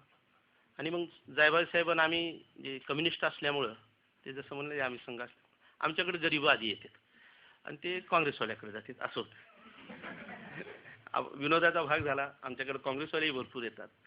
आणि ते काय झालं, ती केस पोलिसनी अत्यंत ताकदीनं दोन्ही बाजूला मारामाऱ्या झाल्या. केस ते घेत असताना दोन्ही बाजूला मारामाऱ्या झाल्या. मी 147-48 त्याच्यामध्ये शिकलो. Common object, meeting of mind फार महत्वाचं आहे त्याच्यामध्ये, की कॉमन ऑब्जेक्ट काय करून गेलो, शेत खुडायला गेलो. त्या शेतामध्ये असलेली कंस खुडून आणायचं कॉमन ऑब्जेक्ट होतं. इळे कोयते हे घेऊन निघालो. इळा खुडण्याचं साधन आहे, कोयता खुडण्याचं साधन आहे, कुऱ्हाड नाही आहे तिथं. आणि गेलो आणि ते खुडायला लागलो. खुडत असताना त्या लोकांनी येऊन ऑब्स्ट्रक्शन केलं, मारामारी झाली, त्यांना लागलं आणि 307 झालं. मग कॉमन ऑब्जेक्ट 307 साठी होतं का खुडण्यासाठी होतं? प्रत्येक माणूस त्याला जबाबदार आहे का? ही प्रत्येक फॅक्टवर आहे. त्यामुळे हे बघणं गरजेचं आहे. पण त्याच्यामधली बदमाशी मला पुढे सांगायची होती, की पोलिसने मग काय केलं, दोघांनाही तेवढंच लागलेलं, पण आमची बेल होऊ नये म्हणून त्या लोकांकडनं घेऊन आमच्या लोकांवर 307 केलं आणि त्यांच्यावर 324 केलं. आणि मग त्यांच्या बेल झाल्या. आणि मग बेल करून त्यांना काय केलं, मग सिरियस आहे ते दाखवण्यासाठी निलंग्याच्या कोर्टातून, निलंग्याच्या दवाखान्यातून लातूरच्या दवाखान्यामध्ये शिफ्ट केलं. आणि सरळ सांगितलं काही नाही, उगं फॉर्मल आहे. साहेबांनी सांगितलं 2 दिवस राहू द्या, ट्रीटमेंट वगैरे आपलं इंडोर पेशंट म्हणून 4-5 दिवसात सर्टिफिकेट द्या. ह्या लोकांची नाही बेल झाली की झालं. आमच्या लोकांची ॲज इट इज बेल नाही झाली. ट्रायलला माझ्याकडे आलं मॅटर. इंजुरी सर्टिफिकेट मी खाल्लं, काढून बघितलं. त्या दिवशी ते फाईलला नव्हतंच. मग लातूरच्या डॉक्टरनी काय केलं आणि लातूरला काय ट्रीटमेंट झाली याचे कागद आणून, डॉक्टर शेरे म्हणून होते, आणि मग ते आले. त्यांनी बघितलं तर सर्टिफिकेटच नाही, कारण इंडोर पेशंट. चला म्हणले निलंग्याचं काय सर्टिफिकेट आहे, इंजुरी सर्टिफिकेट. बघितलं ते तिथंच लिहिलं. आणि आज आणलं म्हणून ते रजिस्टर दाखवलं आणि ते सरकारी वकिलाकडे दिलं आणि उभा टाकले साक्षीला. पहिलं सर्टिफिकेट हे 5 दिवस पूर्वीच, 4-5 दिवस इथं राहिले. त्यांनी जे दाखवलं सर्टिफिकेट ते 5 दिवस नंतर. जशा इंजुरी तिथं होत्या तशाच लिहिल्या त्यांनी, वाचल्या आणि त्यांनी दिलं सर्टिफिकेट. मग मी पाहिलं 5 दिवसाचं सर्टिफिकेट, आजचं सर्टिफिकेट. आता मला एक सांगा, 5 दिवसापूर्वी जर ती जखम कंटिन्यू लाल असेल तर 5 दिवसात कशी होते? 24 दिवसानंतर जांभळी होते, पुन्हा काळी होते. मग काय तिचा कलर काय यायला पाहिजे? ब्लॅक यायला पाहिजे. ह्यांनी रेडच लिहिला, कारण ते बघितलेलं तेच होतं. जखमा शिवलेल्या होत्या, स्टिचेस घातल्या होत्या, पण त्यांनी डेप्थ बी लिहिली आणि लेंथ पण लिहिली. कारण का? पहिल्या सर्टिफिकेटमध्ये होती. त्यांनी कॉपीच केलेली, त्यांनी काही तपासलंच नव्हतं, फक्त येऊन आता सांगायचं होतं. हे सगळं मी पाहिलं आणि त्यांना सांगू दिलं जॉब. आणि मी त्यांना पहिल्या सुरू घेतलं, ज्युडिशमन्स मोदी ज्युडिश असा असा रंग बदलतो. हो बदलतो म्हणजे. म्हणलं साहेब, जखम स्टिचेस घातल्यावर तिची लेंथ मोजता येते, डेप्थ मोजता येत नाही, ती हेल होते म्हणजे भरून येते. हो म्हणले, खपली धरली जाते, मोजता येत नाही. मग पहिलं सर्टिफिकेट मी लिहिलं काढलं आणि हे काढलं. हे दोन्ही आता एक्सप्लेनेटरी करा, कारण का 101% आपल्याला चोर सापडलेला. मी त्याला विचारलं, हे आणि हे सारखंच आहे, तुम्ही कशी मोजली स्टिचेस घातल्या? हां मी तर मोजली. मग म्हणलं स्टिचेस तर घातल्या होत्या, कशी मोजली? म्हणलं माय सजेशन, तुम्ही आत्ता पोलीस प्रॉसिक्युशन ऑफिस. साहेब म्हणले मला डॉक्टर आहे, MG गायकवाड होते. डॉक्टर असो कुणी असो, तर त्याने आमच्या समोर बदमाशी, मला रेकॉर्डवर पाहिजे. त्यांनी म्हणले डॉक्टर पाठवू का आता मेडिकल काउन्सिलला? काय सांगा. त्यांनी चेक सांगितलं, साहेब सरकारी वकिलाने आत्ता लिहायला लावले. मला एक सांगा, काय आनंद मिळत असेल? आपण एखाद्याला पकडलोय आणि मला कोर्टाला जे सिद्ध करायचं होतं की आम्ही गरीब आहोत म्हणून आमच्यावर 307 केलंय. ते श्रीमंत आहेत, त्यांच्या बाजूनं प्रॉसिक्युशन होतं, त्यांच्या बाजूनं पोलीस मशनरी होती, ते सिद्ध झालं. आणि कोर्टाने दोघांनाही इक्वल ट्रीट केलं. 3 फाईटमध्ये केस नेली. आम्ही 15-15 दिवस ऑलरेडी ह्याच्यामध्ये होतो, जेलमध्ये होतो. ते साहेबांनी बघितलं, ते 4 दिवस निघाले होते, त्यांना 11-11 दिवस मध्ये बसावं लागलं. म्हणजे इक्वल आमच्या बसले, तेवढाच दंड झाला आणि बाहेर निघाले. हे आर्ट ऑफ क्रॉस एक्झामिनेशन. हे कधी कळेल? वाचल्यावर. वाचल्याशिवाय कळत नाही. त्यामुळं ह्या गोष्टी ह्या बघणं अत्यंत गरजेचं आहे. आत्ताच मोहता साहेबांनी सांगितलं पोलीस स्टेशनला जावं का नाही. अत्यंत आत्ताच्या मित्रांनी वगैरे म्हणल्याप्रमाणे पोलीस अन्याय करत असतील, त्या ठिकाणी ठेवून बसत असतील, अन्यायपणे वागत असतील, बेल हा राईट आहे. बेलेबल ऑफेन्समध्ये बेल मागायचा तो आपल्या कायद्यानं दिलेला अधिकार आहे आणि आपल्याला पोलीस स्टेशनला जाऊन बेल मागायचा तो अधिकार असेल. आपण गेलो की पोलिसाला सगळ्यात आधी राग येतो की वाटणीमध्ये माणूस आला, त्यानं बकरं कापायला काढलेलं राहते आणि आपण गेलो म्हणजे ती बकरं सोडून नेणार किंवा थोडी वाटणी वाढविणार, म्हणून त्याला आपला राग येणं स्वाभाविक आहे. आता मोहता साहेब, त्यासाठी आपलं असोसिएशन पक्का असलं पाहिजे लोकलचं. तुम्ही भोकरचे असाल भोकरचं असोसिएशन पक्का असलं पाहिजे, नाशिकचे असाल नाशिकचं असलं पाहिजे, महाराष्ट्र बार काउन्सिलचं असलं पाहिजे. मी परवा बार काउन्सिलमध्ये हा विषय उचलला होता आणि आयजी सोबत बैठक करून वकिलांना पोलीस स्टेशनवर आल्यावर कशी वागणूक दिली जाईल याची कोड ऑफ कंडक्ट तयार करावा असं आपण सगळ्यांनी मिळून आम्ही ठरवतोय की वकिलांनी पोलीस स्टेशनला गेलं पाहिजे, कारण तो त्याचा हक्क आहे आणि गेलं तर तो त्या पद्धतीत गेला. मोहता साहेबांनी सांगितल्याप्रमाणे उगाच जाऊन काही नाही म्हणायचं, 302 आहे छोड देव साहेब मैं आया नाही, तो हक्क आहे. बिपिन बिहारी म्हणून माझ्याकडे हे होते, गणपतीमध्ये पत्ते खेळताना धरलं, SP वगैरे वगैरे सगळेच होते, रेड घातली आणि लातूरचे प्रतिष्ठित नेले. 2:30-3 वाजता सगळे आले माझ्याकडे, धरलेली कॅश नियर अबाउट 14-15 लाख रुपये होती, सगळे बिग गन्स होते. म्हणले चलो. मी गेलो, SP-नं रेड घातली. म्हणजे सेक्शन काय, SP-नं रेड घातल्यावर सेक्शन वेगळं पडतंय. 4-5 बॉम्बे गैमलिंग बेल है, बेल हा माझ्या पक्षकाराचा अधिकार है साहब. SP था, कलेक्टर था, मैं कोई भी रहो मुझे बेल चाहिए. मी म्हणलं तुम्हाला आत्ता मी एक अर्ज देतोय, अर्ज डुप्लिकेटमध्ये तयार केला आणि समोर ठेवला, मला रिसिव्ह द्या, सोडू नका. उद्या मी कोर्टात ॲफिडेव्हिट दाखल करेन आणि हे रॉंगफुल कन्फाइनमेंट आहे, तुम्हाला सोडलंच पाहिजे. त्यानं सरकारी वकिलाला रात्री फोन केला, सगळं केलं आणि रात्री 3 वाजता सोडले. मला सांगा यात सोडलेल्या 27 लोकांपैकी एक जण तर दुसरीकडे जाईल का? काय म्हणेल, रात्री 2 वाजता वकील आलता माझा, भांडला SP-ला, घेऊनच आला. हे तुम्हाला करावं तर लागणार आहे. या देशामध्ये जिथं जिथं इलिगल आहे आणि कायद्यानं तुमचा अधिकार आहे ते करण्याचा आपल्याला पूर्ण अधिकार आहे. पण त्या पोझिशनमध्ये कित्येकदा मी पाहतो ज्युनियर 12-1 वाजता नाही, त्या पोझिशनमध्ये राग आपल्याला कधी जास्त येतो, घोड्यावर असल्यावर आपण राहतोच. ते असं की वकील साहेब पकडले म्हणले की आमच्या चाकूरचे पिऊनच पोलीस स्टेशनला, तिथून देंगाना आणि तिथून मला फोन. बरं ते काय, हे पिऊन गेलेले आणि ते पिऊन बसलेले, पोलीस तरी कोणच्या गुन्ह्याचे राहते. 10-11 वाजले की ती घोड्यावर ही घोड्यावर, ह्यानं लिजिम इकडून त्यानं तिकडून, आणि साहेब असं झालंय. आणि ह्यालाही समजून सांगणं त्यालाही समजून सांगणं आपलं काम. आपण हे पथ्य पाळले पाहिजेत. आणि म्हणून ह्या सगळ्या गोष्टी करत असताना कोर्टासमोर आता सगळ्यात महत्त्वाचं येतं की अपीअरन्स बिफोर द कोर्ट. आत्ता ड्रेसबद्दल सांगितलं, मी ती गोष्ट रिपीट करणार नाही. ड्रेस असलाच पाहिजे, कोड ऑफ कंडक्ट असलंच पाहिजे. भाषा, काही काही लोकांना उगाच नाद असतो इंग्लिशमध्ये बोलायचं, फार कमी येते इंग्लिश. पण lord I want to say sir in this matter, I want to say, पुढलं काहीच येत नाही. पुण्यानाऱ्यानं सांगितलं तुला इंग्लिशमध्ये बोललं पाहिजे म्हणून, काय गरज आहे? तुम्ही तालुका जिल्हा कोर्टामध्ये प्रॅक्टिस करता, ज्या भाषेमध्ये प्रभावीपणे तुम्ही तुमच्या पक्षकाराची बाजू मांडू शकता त्या भाषेमध्ये मांडायला शिका. इंग्लिश परफेक्ट येत असेल तर मी तुमचं अभिनंदन करेन, इम्प्रेशन मारण्यासाठी फार चांगली भाषा आहे, मारा इम्प्रेशन. येत असेल तर हरकत नाही, जोरात करा. पण तुमच्या पक्षकाराची बाजू ज्या भाषेमध्ये, हिंदी इंग्लिश मराठी, कन्नडामध्ये नाही, काल सांगितलं ना कुंभकोणी साहेबांनी, त्या भाषेमध्ये मांडायला शिका. मी पाहतो की कित्येक लोकांची इंग्लिश इतकी कच्ची राहते, पण नाद फार वाढतो. कोर्टासमोर गेलो, sir in this case I want to say my client has done and sir my client has, पुढे येतच नाही काय, गाडी तिथं कशासाठी गरज, त्याचा पुअर शो होता कामा नये. भाषा कोणची वापरावी, जी प्रभावीपणे आपल्याला मांडता येईल त्या भाषेमध्ये आपल्या पक्षकाराची बाजू मांडावी.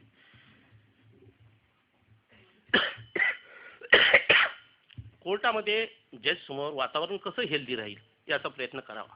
काही काही जज असतात तिरसट. आमच्याकडे एक तांबे मॅडम म्हणून होत्या, अत्यंत चांगल्या, हुशार, पण स्वभाव चिडचिड होता. पण ते पुकार करायच्या, नाही गेलं की हे करायचं ते करायचं. मग ते मी काहीतरी एके दिवशी ॲडजमेंट ॲप्लिकेशन टाकलं. उदाहरणाने यासाठी सांगतो की गमती कशा होतात. ते पुकार करायला सुरू केल्या आणि मग तिसऱ्या मिनिटाला मी दुसऱ्या पुकार होईल म्हणले की गेलो मी पळत. जायला मला 5 मिनिटं. काय हो जाधव वकील, काय तुम्ही किती येतात, किती ॲडजमेंट मागता, मी काय ॲडजमेंट देणार नाही, हे नाही, कितवा केस आहे, हे असं सुरू केली ते नॉनस्टॉप. मी 5 मिनिटं थांबलो. माझ्या म्हणलं रिजेक्ट करा, नाही मला कुठं वांदा आहे म्हणलो, पण जरा हसत करा, एवढं चिडून करायला काय झालं. BP वाढतो मॅडम म्हणलं, हरकत नाही रिजेक्ट करा म्हणलं, हसून करा ना. त्या बाईने रिजेक्ट नाही केलं, माझं ग्रँट केलं आणि म्हणून वांदा कुठं करावं, गरज आहे तिथं, नाही तिथं काय गरज आहे. वातावरण हेल्दी कसं राहील, गोडीत कसं. आता मी सांगितलं ना, क्रॉस एक्झामिनेशन घेताना ज्या पोरी ज्याचा पोटचा गोळा मेलाय ती आई आलेली असते, रडते ती तिथं, जी मुलगी मिली आहे, तो बाप आलेला असतो जिनं मोठं केलेलं आहे, त्याच्यासंग दुश्मन, तो आपल्याला त्या लोकावर भयंकर राग असतो. आणि तसाच त्याचा राग ही त्याचा वकील आहे म्हणून आपल्यावर बी असतो का नाही? तो बघतानाच आपल्याकडे एकदम मारक्या ह्यानं बघतो. आपण उठायला उशीर, त्यानं बी बाहेर सावरून उभा टाकतंय, ह्यानं विचारू द्या मी कसं बी बघतो ह्याला काही सापडत नाही. वातावरण गंभीर असतं, हसत घ्यायचं. हे पहा काका, मी त्यांचा वकील आहे, त्यांनी काय सांगितलं त्याच्या आधारे मी प्रश्न विचारतोय. मला काही पर्सनल माहिती आहे का? मला साहेबाला माहिती आहे का? जजला नाही. मला माहिती आहे का? नाही. काय माहिती आहे तुम्हाला? त्यांनी जी विचारतील त्याच्या आधारे मी तुम्हाला प्रश्न विचारेल. नाही कळाला नाही म्हणून सांगा, मी डबल विचारेल. चिडतात ते कधी, मला माहित नाही, राग येऊ देऊ नका, परत विचारतो. विचारा ना. पक्षकाराशी कधीही वितंड वाद घालायचा नाही. क्रॉस एक्झामिनेशन घेतात, त्याला चिडवायचं नाही. चिडवायचं आयोला, पण त्या लोकाला चिडवायचं नाही. कधी आयोला चिडवायचं, त्याला काही करा, पण ह्या पक्षकारा बोलताना गुढीत घ्या. त्याच्याशी घेत असताना वातावरण हे. पण कामाच्या बाबतीमध्ये कोर्टात ज्यावेळेस आपला हक्क आहे आणि एखादा जज जाणीवपूर्वक वागतं हे कळावं. जजचे आत्ता सांगितलं माझ्या मित्रांनी ॲटिट्यूड, कोर्टाचे फार बिहेवियर फार वेगळे.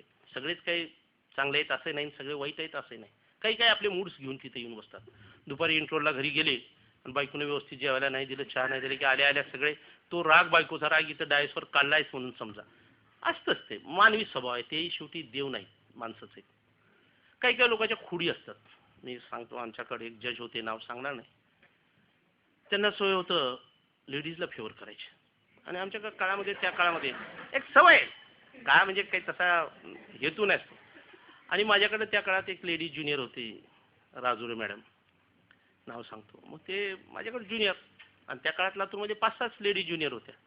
त्यामुळे ते काम करायचे. आणि त्याच्यामध्ये ते केली की मग ती काय करायची, ती गेली केली की बेल ग्रँटेड, PR ग्रँटेड व्हायचं. मग मलाही त्रास पडायचा नाही, जा बेटा करके बेटा उधर जाके म्हणलं की तुला करू नये. मग पोरेगाव म्हणजे आमच्याकडे एक गाव आहे, तिथली बॉम्बे गॅमलिंगची केस आली. 12 काय 12 लेसर पनिशमेंट आहे. 4-5 बॉम्बे गॅमलिंग 12 फार लेसर आहे. म्हणजे सार्वजनिक ठिकाणी, ते गेमिंग हाऊसमध्ये नाही, सार्वजनिक ठिकाणी, देवळामध्ये, वट्ट्यावर, सार्वजनिक ठिकाणी पत्ते खेळणे फार कमी पनिशमेंट आहे. त्याला वॉर्निंगवर सोडावं असं सुद्धा आहे. आणि पकडलेली अमाऊंट होती काय ते 55 किंवा 60 रुपये. किती? पण सगळे फॉर्मर होते. मग ते आधी गेले आमच्या XYZ वकिलाकडे, आणि त्यांनी म्हणले अरे ती जज लई कडक आहे, 7-12 शिवाय सोड. ती सोडायची नाही कुणाला 7-12 शिवाय. लेडीज गेली की सोडायची. मग ते आमचे सगळे ग्रुप असतो असा वकिलांचा, त्या वयातल्या आपला ग्रुप असतो.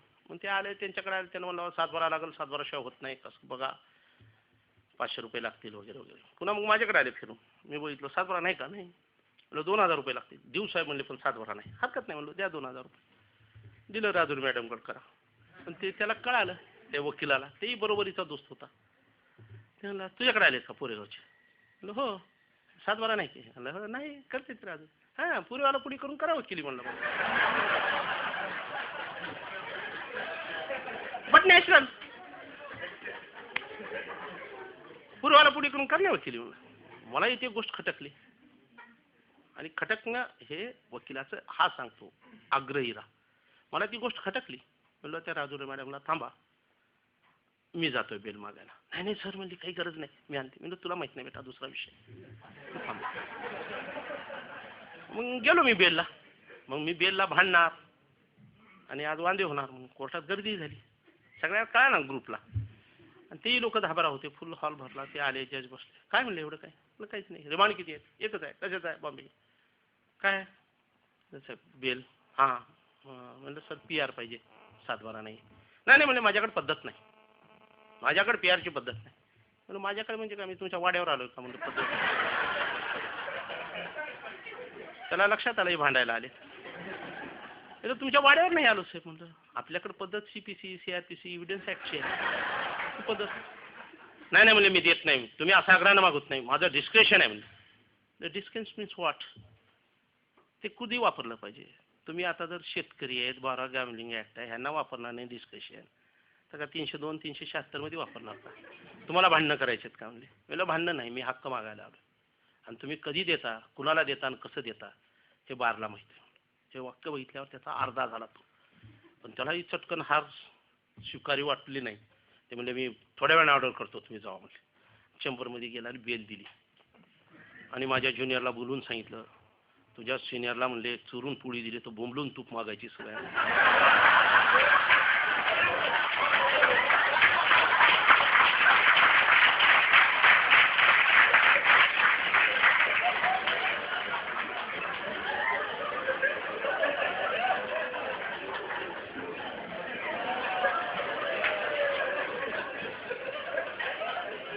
काम काय आहे? कायद्याचा वचक असला पाहिजे. कायद्यामध्ये हा माझा हक्क आहे, ती दया भीक नाही. No begging. My submission, no begging. It is my right. तो माझा कायद्याने हक्क आहे, तो माझ्या पक्षकाराला मिळाला पाहिजे. त्यासाठी आग्रही असलंच पाहिजे आणि आग्रही राहा, हे माझं तुम्हाला सांगतो. हक्कान तुम्हाला हक्क आहे, कायद्याने दिलेला आहे. बेलेबल ऑफेन्स आहे, का देत नाही? तू दिलंच पाहिजे. बाप म्हणून तिथं काम करा. No begging. आणि म्हणून कायद्यासाठी अत्यंत आग्रही असलं पाहिजे, असं मला तुम्हाला पहिलं सबमिशन राहील. मी सांगत असताना सांगत असतो की काही काही फार गमतीशीर येतात. न्याय संस्थेमध्ये काम करत असताना चुकीची माणसं समोर बसून चूक करत असतील, ती सहन करू नका. आमच्याकडे बागडे म्हणून जज होते. उदाहरण यासाठी देतो. काही ऑर्डर करायचे, चेंबरमधून काही करायचे, त्यांच्या विक्षिप्तपणाचे होते. एकदा 324 त्या काळामध्ये आता काही रेझोल्युशन आले. बेलेबल ऑफेन्स, पोलिसाचं करप्शन. समाजामध्ये तुम्हाला ह्या गोष्टी करत असताना अत्यंत महत्त्वाच्या आहेत. ज्युनियरशिपमध्ये ह्या गोष्टी फार अडचणीच्या येतात, म्हणून सांगतो. आम्हाला येत नाही. Bar council member Mohta Singh, आम्ही बळवंत जाधव उभा टाकले तर ते ऑर्डर पटपट करतात. ह्यात तुम्हाला येणाऱ्या अडचणी आणि ह्याला आम्ही फेस केलो म्हणून इथं बसू शकलो. ह्याला आग्रही ताकदीनं विरोध करू शकलो म्हणून इथं बसू शकलो. हे तुम्हाला सांगण्यासाठी आले. तुम्ही उद्या इथं बसलं पाहिजे, ही माझी अपेक्षा. तुम्ही त्या ताकदीत असलं पाहिजे. यासाठी मी सांगत असताना सांगत असतो की पक्षकाराला कधीही खरं बोला. सगळ्यात महत्त्वाचं मग मी सांगितलं की सगळ्यात मोठं भांडवल काय? तुमची कायद्याचं ज्ञान हे भांडवल नाही. तुमची जात ही भांडवल नाही. तुमचे पाहुणे हे भांडवल नाही. मी उदाहरण सांगत असतो की तुम्ही असं समजू नका की मी फार पाहुणे आहेत म्हणून माझ्याकडे येतात. माझ्याकडे सुरुवातीला आले लोक दुसरेच. पाहुणे जेव्हा आले सुरुवातीला घरी आले, केस आहे म्हणून. माझ्या आजूबाजूचे लोक आले, 5-6 जण आले, केस आहे म्हणले. संध्याकाळी बायकोला सांगितलं किरायाचं घर होतं. ती म्हणले बळवंताकडे केस द्यायची आहे म्हणले, म्हणून आला. केस आहे आपली, बळवंताला सांगायचं आहे. बायकोने त्यांना स्वयंपाक केला, जेवले, खाल्ले, सकाळी आंघोळ्या केली, चहा पिले आणि म्हणले बळवंत तू तर नव्यानंच वकील झालास, चांगला वकील कोणतं सांग की म्हणले केस जरा. त्यामुळे ह्या भ्रमात राहू नका की मी अमक्या जातीचा आहे, मी अमक्याचा मुलगा आहे, माझा बाप वकील होता, माझा अमुक आहे म्हणून माझ्याकडे केस येईल. काही दिवस येतील. शेवटपर्यंत टिकायचं असेल तर ते तुम्हाला स्वतःलाच टिकावं लागेल, दुसरं कुणातर्फे नाही. हे लक्षात घ्या, कशावरही नाही. आणि त्यासाठी मी तुम्हाला सांगत असताना सांगितलं की खरं बोलणं हे अत्यंत महत्त्वाचं असतं. ते फार फार काळ चालतं. काही काही माणसाला फीस घेण्यासाठी खोटं बोलायची सवय असते. एकदा माझ्या ऑफिसला एक आंधळ पक्षकार आला आणि ती जी केस फार खराब होती. त्याने काही ते कोणाला लिहून दिलं होतं, पैसे ते माणूस द्यायला तयार होता आणि त्याचं ते जागेवर काही टिकू शकत नव्हतं. मी पूर्ण पाहिलं. मग त्याच्यासंग एक माणूस त्याला घेऊन आला. बळवंत जाधव वकील तुम्हीच का? ते आंधळ बोलायला लागला. तो एक्स्ट्रा बोलतच असतो थोडं.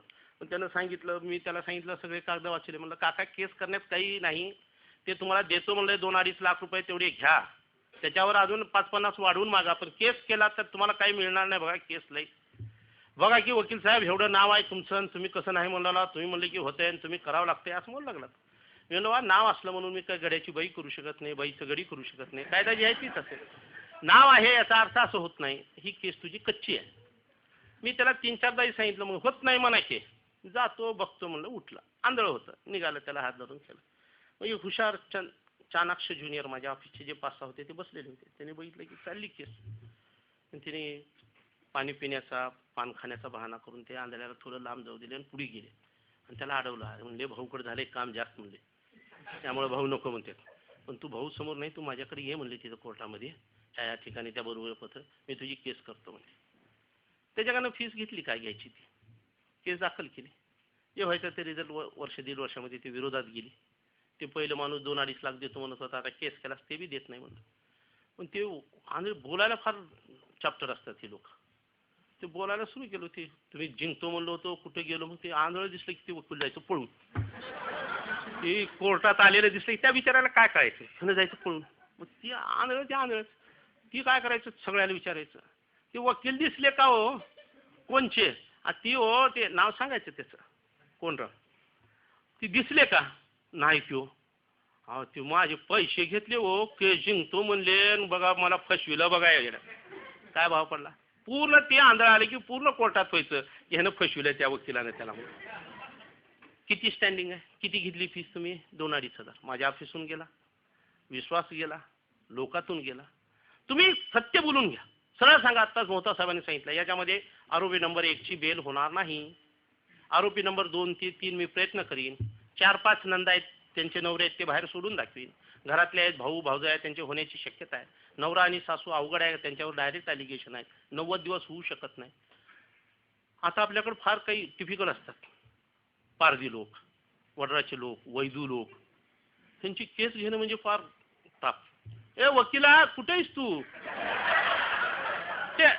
ते आपल्याला अरे तुरे बोलतात पण स्वतःला आवाज जागा बोलते आज तू कुठे गेलतास आम्ही सकाळपासून आलो ती म्हणजे आम्ही ते राज कपूर होता का कोणता आपला राज ते स्वतःला हम किसी से कम राजकुमार अरे वा अभ्यास चांगला आहे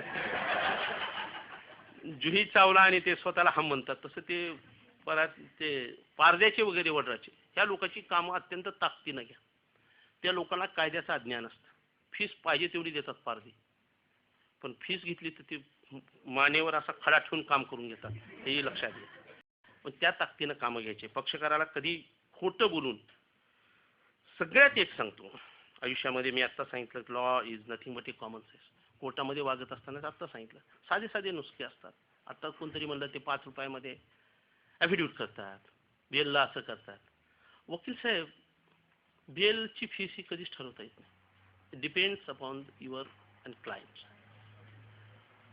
आता एखादा मी सांगितलं ना 3 वाक्य बोलायला मी 1 लाखही घेऊ शकतो जायबाई साहेबांना मला कित्येक फुकटी करावं लागतात संप करून येतात बसेस अडवतात पत्रकार असतात त्यांच्यावर डिफिमेशनचे होतात हे आपल्या एका प्रकारे जाहिरातीचं काम करतात राजकीय कार्यकर्ते असतात कम्युनिस्ट पक्षाचे जनता दलाचे काँग्रेसवाले पैसे देतात भाजपवाले देतात आणि कम्युनिस्ट हे शेतकरी कामगार पक्ष काही नसते यांच्या फक्त आंदोलनं करतात ही शेतकरी संघटना करतात आंदोलन करायची कामं फुकट काय फरक पडायला काय करू लागला दुसरं त्यामुळे फीस ही कधी ठरवून होत नाही हे लक्षात घ्या की मी फीस कशी ठरवीन काय करीन एक गोष्ट मात्र डिग्निटी मेंटेन करायला शिका आपल्याला स्वस्त कधी करू दिलं नाही पाहिजे आत्ताच मोहता साहेबांनी सांगितलं एकदा मी ज्युनियरशिपमधला अनुभव फार गमती हे शिकतो म्हणजे आपण पुस्तकात नाही लिहिलेलं मोहता साहेबांनी एक माझा मित्र आला आणि त्या ॲफिडेविटवर सही मागितला मला त्या काळात काही ते 5-10 रुपये घेत होते म्हणजे आज 5-50-100 रुपये घेतात नोटरी नव्हती त्या काळात आयडेंटिफाय वकिलांनी करावं लागायचं शपथपत्राला तर काहीतरी बाहेर नव्हतं ज्युडिशियल नव्हतं ॲफिडेविट करायचं होतं त्यांना मला सही मागितली मित्र होता तो कॉलेज होता कॉलेजमधला होता चांगला मित्र होता मी सही केली मग मला म्हणला चल चहा घेऊ मित्र आहे सही केली गेलो चहा पिला 2-3 दिवसांनी ते सहज मित्र बसले काय परवा गेलो तो म्हणले बळवंतकर हां सही घेतलं म्हणजे काय दिवस आले म्हणजे चहावर सही करू लागले म्हणजे काय दिवस आहेत म्हणजे आता त्याची वकिली कसं चालली आहे बळवंतची काय नाही रे चहावर सही करू लागले म्हणजे त्या दिवशी मी डोक्यात घेतलं नो क्लायंट सोबत कधीही चहा पाणी भजे खायचे आपल्या आपण नंबर कापायचा चिठ्ठ्या काढायच्या वकिलात भांडायचं चहा आपल्या आपण प्यायचं पक्षकारासोबत तुम्ही गेलात एकदा त्यानं तुमच्या खांद्यावर हात टाकला की तो तुमची डिग्निटी मेंटेन करत नाही मी आमच्याकडे कित्येक वकील आहेत सकाळी जी 11 वाजता पक्षकार आला की त्याच्यासंग दिवस घालवतात संध्याकाळी परमिटमधून दोघंही बाहेर पडतात आहेत असे वकील ते तेवढ्या पुरतेच राहतात तुम्हाला जर मोठा वकील व्हायचा असेल तर हे पथ्य हे पाळावेच लागतील मित्रो मी कुण्या मोठ्या वकिलाचाही मुलगा नव्हतो मी काही गर्भ श्रीमंती नव्हतो 4 एकर शेती असलेल्या एका शेतकऱ्याचा मुलगा तुम्हाला सांगताना मला कधीही लाज वाटत नाही तुम्ही इन्स्पायर व्हावं म्हणून हे सांगतो की मी नोकरी 1000 रुपयावर केली मी लातूर ते औसा 22 किलोमीटर अंतर हे 1 रुपये 40 पैसे मला मिळतात म्हणून कॉलेजमध्ये सायकलवर नेऊन पेपर टाकायचे किती 22 किलोमीटर माझा मालक मला तो गोदाती समाचारवाला 2 रुपये द्यायचा 90 पैसे तिकीट होतं 20 पैसे राहू दे म्हणून 78ला तेव्हा 10 पैसे तास सायकल मिळायची ती सायकल घेऊन मी पेपर नेऊन टाकायचे आणि मला 1 रुपया 40 पैसे उरावे ह्या कष्टातून मी वकील झालो तर मी तुम्हाला सांगतो मी नांदेडला जात होतो कामाचा गुरु असतं हे सांगत असताना कुणी तुम्हाला देत नाही हे तुम्हाला स्वतःला सिद्ध करावं लागेल मी नांदेडला लुणावर जायचं मी जर आता पोराला सांगितलं, अरे आम्ही आमच्या काळामध्ये लुणावर जात होतो रे, तुला गाडी कशाला पाहिजे? अहो तुमचे बाप नव्हते हो, माझा बाप वकील आहे की तुम्हाला काय? आता मी बी लुणावर जाऊ का म्हणते त्यानं. 4:30 वाजता सकाळी उठायचं, तयार व्हायचं. नांदेड 135 किलोमीटर आहे, कोऑपरेटिव्ह कोर्ट तिथं होतं. लुणावर जायचं, केस चालवायची, संध्याकाळी यायचं, एक अंडा करी खायची. किती उरायचे? 70-80 रुपये. इतका आनंद वाटायचा सांगतो. आत्ता तुम्हाला सांगितल्यासारखं मी वकील झालो, मला पांढरी एकच पॅन्ट होती. ती रविवारी संध्याकाळी धुवायची, सकाळी कोळशाच्या इस्त्रीने इस्त्री करायची, पण ती स्वच्छच असली पाहिजे. टिनोपरनं लावून धुवायची, स्वतः धुवायची. लग्न झालं नव्हतं पहिल्या वर्षभरामध्ये. आणि मग ती स्वतः धुवायची, स्वतः इस्त्री करायची आणि त्या तैत कोर्टामध्ये जायचं. तीच परत बुधवारी संध्याकाळी धुवायची, गुरुवार शुक्रवार शनिवार घालायची आणि त्या ड्रेसमध्ये मात्र कुठेही तडजोड नाही करायची. कोण धुवा, 8 दिवस चालतंय की थोडं मळालंय, नाही का? तुम्हाला तिथं स्वतःला प्रूव्ह केलं पाहिजे. तुम्ही हे कधी म्हणून चालत नाही. मी सांगितलं ना, मी जायभाई साहेब मुंबईत नोकरी केली, हॉटेल चालवलं. वकील LLB होत असताना मी लॉ कॉलेजचा स्टुडंट कॉलेजचा प्रेसिडेंट होतो. सकाळी हॉटेल चालवायचं. हॉटेल चालवत असताना सकाळी 4:30-5 ला जावं लागायचं. तुम्हाला आता ते गॅस वगैरे, त्या काळात वीट भट्टी राहायची. भट्टीमध्ये सकाळी भट्टीफोड पेटवायला काय त्रास लागायचा आजही मला आठवतो. ते दिवस कधी विसरू नये. आम्ही इथे येऊन बोलतो कशासाठी, की तुमच्यामध्ये फ्रस्ट्रेशन येता कामा नये. आजकाल काय झालंय वकिलीमध्ये, काय खरं नाही हो वकिलाचं. कुणी पुरी दिना गेले, कुणी बी वकील होऊ लागले. एक धोंडा टाका वकिलावर नक्कीच पडते. काय खरं आहे, पुरी दिना तो वकिलाला कुणी. हे नाही आहे मित्र. इतकं नोबेल प्रोफेशन आहे. जर तुम्ही स्वतःला घडायचं ठरवलं तर ते घडवू शकते, पण त्यासाठी आपल्याला वेळ दिला पाहिजे. मी हे होऊ शकतो, हे मी करणार आहे. तुम्हाला हे सांगत असताना मी सांगितलं की किती स्कोप आहे आपल्याला, आपण ते बघायलाच तयार नाही, आपण वाचायला तयार नाही. आपल्याला माहित आहे आर्य चाणक्य कोण होते, काय होतं आर्य चाणक्य? नंदकुळाचा नाश केल्याशिवाय शेंडीला गाठ बांधणार नाही, म्हणून तो नंदराजाच्या त्याच्यातून निघून गेला. 22 वर्षांना ते राज्य जिंकून दाखवला. ती जिद्द तुमच्यामध्ये असायला पाहिजे. काय, एक ब्राह्मण अंगावर पंचा, शेंडीची गाठ सोडलेली एक जानवर गेला आणि ते राज्य उलथून दाखवलं. ही ताकद तुम्ही आम्ही वाचणार आहेत का नाही कधी? सुभाषचंद्र बोस कधी वाचणार आहात का नाही? भगतसिंग कधी वाचणार आहात का नाही? आणि ती मी सांगतो, law is nothing but A common sense, हे तिथून तुम्हाला येणार. श्रीमान योगी किती जणांनी वाचलंय? मृत्युंजय किती लोकांनी वाचलंय? छावा किती लोकांनी वाचलाय? याती किती लोकांनी वाचलंय? आम्ही वाचली गुलबाकावली, आम्ही बघितलं सासबी कवी बहुनती. आता मी पाहिलं टीव्ही आल्यापासून तर आम्हाला काहीच नाही, ती खेळच गेली. परवा आमच्याकडे बार काउन्सिलला चेअरमॅन साहेबाकडे अर्ज आला, पुण्याला क्रिकेट खेळण्यासाठी वकिलांना पैसे पाहिजेत आणि आपण द्यावे. खबरदार देसाल तर इथंच उपोषण करतो. ते झाले आमच्यामध्ये, ह्यांनी बी द्यायचे नाही, दिले नाहीत पैसे. काय विसरून गेलो आम्ही सगळे. सचिननं शतक काढावं का न काढावं यासाठी दिवसभर टीव्हीमध्ये चर्चा होऊ शकते, पण एखाद्या शेतकऱ्यानं आत्महत्या केली, घरामध्ये काही नाही, तर त्याची चर्चा ह्या मीडियामध्ये होत जात नाही. ह्या समाजामध्ये तुम्ही काम करताय. कुठं काम करायचं मित्र? एक उदाहरण मी फार सुंदर सांगेन. माझ्याकडे वराळे साहेब म्हणून जज होते. त्या जज साहेबांनी सांगितलेलं उदाहरण ज्युडिशरीमध्ये सगळ्यात महत्त्वाचं मला ते आयुष्यभर आठवतंय. वराळे साहेबांसमोर त्यांनी जज असताना विदर्भामध्येच कुठंतरी जज होते आणि ते JMFC होते, जे हायकोर्ट जज आहे तो आत्ता वराळे. त्यांचे वडील भालचंद्र वराळे, नागपूरला जे वराळे आहेत त्यांचे वडील, प्रसन्नाचे वडील भालचंद्र वराळे. भालचंद्र वराळे आमच्याकडे डिस्ट्रिक्ट AD जे होते, त्यांनी सांगितलेला किस्सा फार महत्त्वाचा आहे ज्युडिशरीसाठी. त्यांनी सांगितलं की मी जज असताना JMFC असताना एका बाईला धरून आणलं. तिच्याकडे मोह्याची फुलं का ते काहीतरी सापडले होते. तिच्या ते वडील पोलिसने धरून आणलं आणि तिला माझ्यासमोर उभा केलं. ती म्हणली, साहेब मला गुन्हा कबूल आहे, मला बेल वगैरे द्यायची नाही, मला जर कबूल आहे, मला तुम्ही जेलमध्ये पाठवा आणि माझी जमानत वगैरे कोणी देणार नाही. साहेबांनी पाहिलं की ती 7-8 महिन्याची प्रेग्नेंट आहे. 7 ते 8 महिन्याची प्रेग्नेंट आहे ना, हिला जर जेलमध्ये पाठवलं तर कसं होईल? मग त्यांनी म्हणले थोड्या वेळाने ऑर्डर करतो. आणि चेंबरमध्ये गेले आणि त्यांनी बारच्या अध्यक्षाला वगैरे म्हणाले, अरे एक बाई आहे, ती प्रेग्नेंट आहे, कोणीतरी वकीलपत्र दाखल करा आणि तिला मध्ये पाठवणं काही मला प्रॉपर वाटणं गेलं. आणि तिथं बाई नाही म्हणते. मग त्या बाईला बोलवलं आणि म्हणले, बाई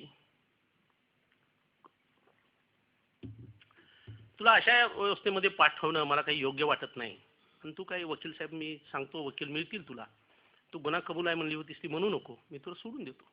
ते म्हणले, खरं सांगू का साहेब, माझ्याकडे फुलं नव्हतेच म्हणले, मी हटकून घेतली आणि पोलीसमध्ये गेले. का? तर माझी डिलिव्हरी जवळ आली म्हणते, आणि मी जर घरी राहिले तर माझी डिलिव्हरी होताना माझी सासू मला काम सांगते आणि डिलिव्हरी झाल्यावर 8व्या 6व्या दिवशी मला काम करावं लागतं. जेलमध्ये राहिले तर 4 महिने मला तो 3 महिने तो आराम मिळेल, ह्या समाजामध्ये तुम्ही काम करता. जो समाज जेलपेक्षाही खराब आहे, त्या समाजामध्ये आपल्याला काम करायचे. त्या ठिकाणी काम करत असताना ती डोळे तुमच्याकडे असले पाहिजे, तर सक्सेस 101% आहे. जर डोळे झाकून आपण जर त्याला सचिन शतक मारलं का, कितीनं चुकलं, कितीनं गेला, कसा आजच का रिटायर झाला, का नाही झाला, बाकी कुठं वेळ घालायचा आहे, ह्याच्यामध्ये तुम्हाला लक्ष द्यावं लागेल. समाजामध्ये ज्या समाजाची तुम्हाला वकिली करायची आहे, त्या समाजाशी तुम्ही एकरूप होणार आहात का नाही? टाइम आहे ना? आणि ह्याच्यामध्ये तुम्हाला काम करायचं आहे हे लक्षात राहू द्या. आता सगळ्यात होतं हा विषय गांभीर्य सोडवण्यासाठी परत अजून सांगतो की पॉलिटिक्समध्ये असावं का नाही.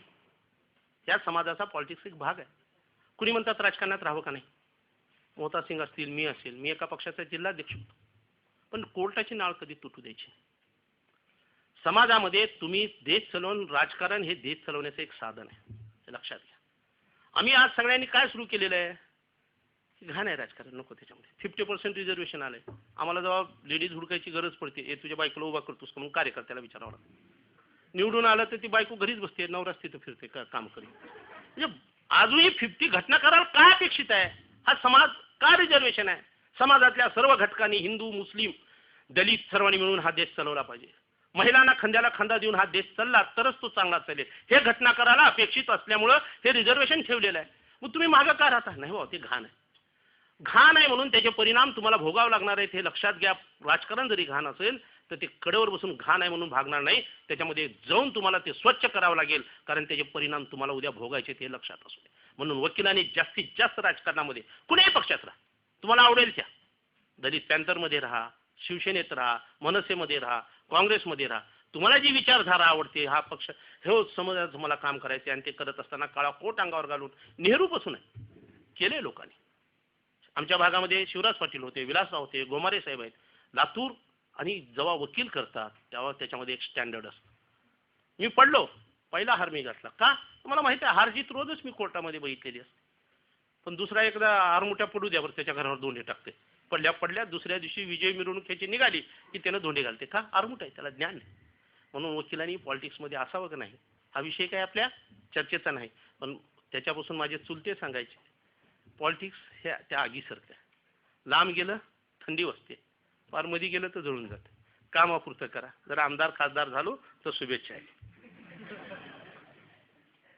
आणि म्हणून सांगत होतो की ह्या सगळ्या गोष्टीला आज ह्या समाजामध्ये आपण नोबेल प्रोफेशनचे सगळे आहात. एवढं मोठं आपलं एज्युकेशन आहे. समाजाचा सर्वच बाबतीमध्ये दर्जा घासरलाय, त्याच्यामध्ये आपली भूमिका अत्यंत महत्त्वाची असली पाहिजे. मी 60 वर्षामध्ये पाहतोय. मी यशवंतराव चव्हाण पाहिले, मी प्र.के. आत्रे पाहिले, विरोधक पाहिले, त्यांची सभा पाहिल्या, त्यांचं वागणं पाहिलं. मी केशव धंडो कर्वे पाहिले, आणि आजच्याही शिक्षण संस्था पाहतोय. बायको अध्यक्ष आहे, नवरा सेक्रेटरी आहे, पोरग चपराशी आहे, घरामध्ये सगळी शिक्षण संस्था घरामध्ये आहे, त्याच्यामध्ये काम करतो. शिक्षणाचा दर्जा घासरला, राजकारणाचा दर्जा घासरला, डॉक्टरांचा दर्जा घासरला, राज्यकर्त्याचा दर्जा घासरला, समाजाचा दर्जा घासरला. ह्याला सगळं जबाबदार असताना आपण येड्यासारखं बघत बसायचं का. मला 2 गोष्टीची उदाहरणं म्हणजे द्यावे वाटतात. भगतसिंगला ज्यावेळेस फाशावर देऊ लागले, त्याला विचारलं की काय तुझी काय इच्छा आहे, शेवटची इच्छा काय. तेव्हा भगतसिंग म्हणाले की 9 महिन्यांनी मी ह्या देशामध्ये परत जन्म घ्यावा, पुन्हा पुन्हा ह्या देशासाठी मरावं, अशी माझी शेवटची इच्छा आहे. मला आज सांगा, भगतसिंग खरोखर आले काय वाटेल, यासाठीच मी फाशीवर गेलो होतो का. बाप मुख्यमंत्री आहे, पोरग मंत्री आहे, नातू मंत्री आहे, तो साखर कारखान्यावर आहे. हे स्वच्छ करायचं कोण. फक्त आम्ही बोलत बसायचंय. हे घाण आहे म्हणून आम्ही कसं करायचंय का. तेच दुसरं उदाहरण मी सांगत असतो सुभाषचंद्र बोस,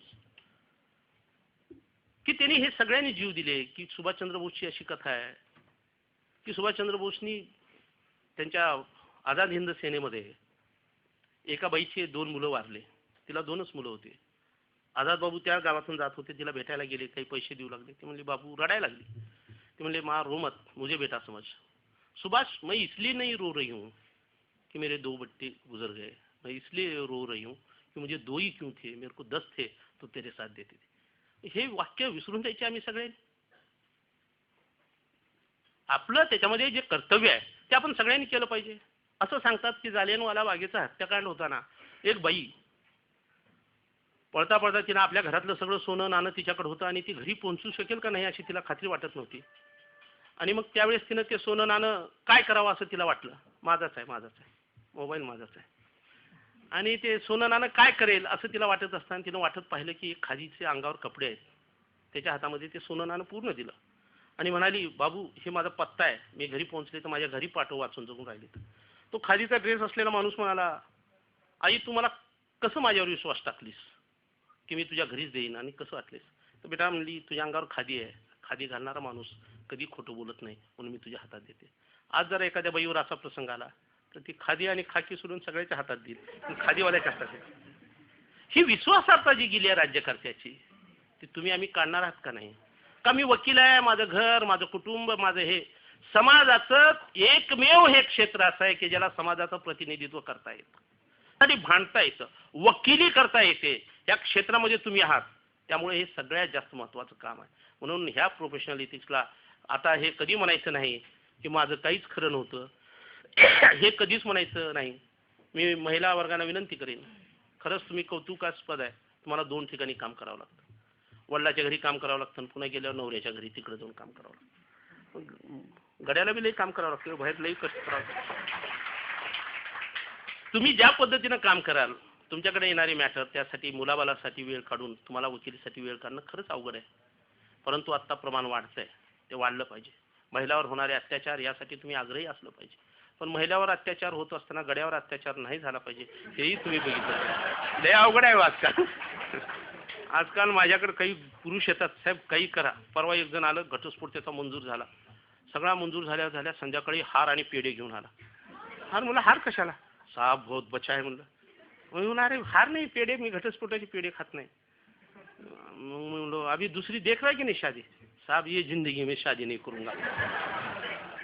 असं नाही, तुम्ही समाजाच्या कोणत्याही दुसरी बाजू बघायला शिका. एकदम महिलावरच अत्याचार होतात असा समाज नाहीये. हा समाज पहिल्यापासून कैकेयीला युद्धावर नेणारा समाज आहे. हा समाज पूर्वीपासून आईला दुर्गेची, स्त्रियाला दुर्गेची, मातेची, तुळजाभवानीची दर्जा देणारा समाज, स्त्रियाची पूजा करणारा समाज आहे. त्याच्या ज्या विकृती आहेत ते बाजूला काढायला शिका. हा समाज तुम्हाला मिळाला कायद्याचा एक रक्षक म्हणून.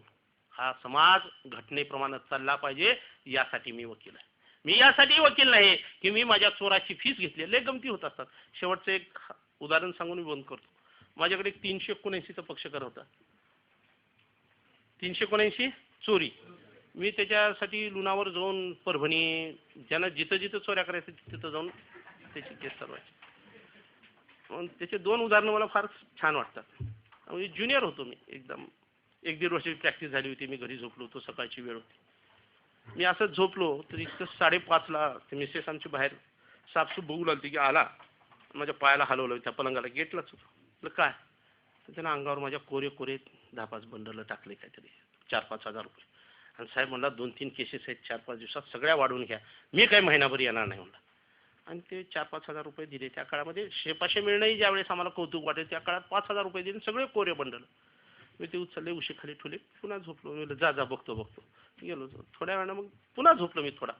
5:30-6, 7ला थोडं कुजबुज ऐकू लागली. सगळ्या कोऱ्या नोटा गेल्या हो, रात्री पिक्चरला गेलते हो. मी चटकन उठलो, कुणाची झाली चोरी. त्या शहाची पलीकडे घर फोडलो रात्री कोणते.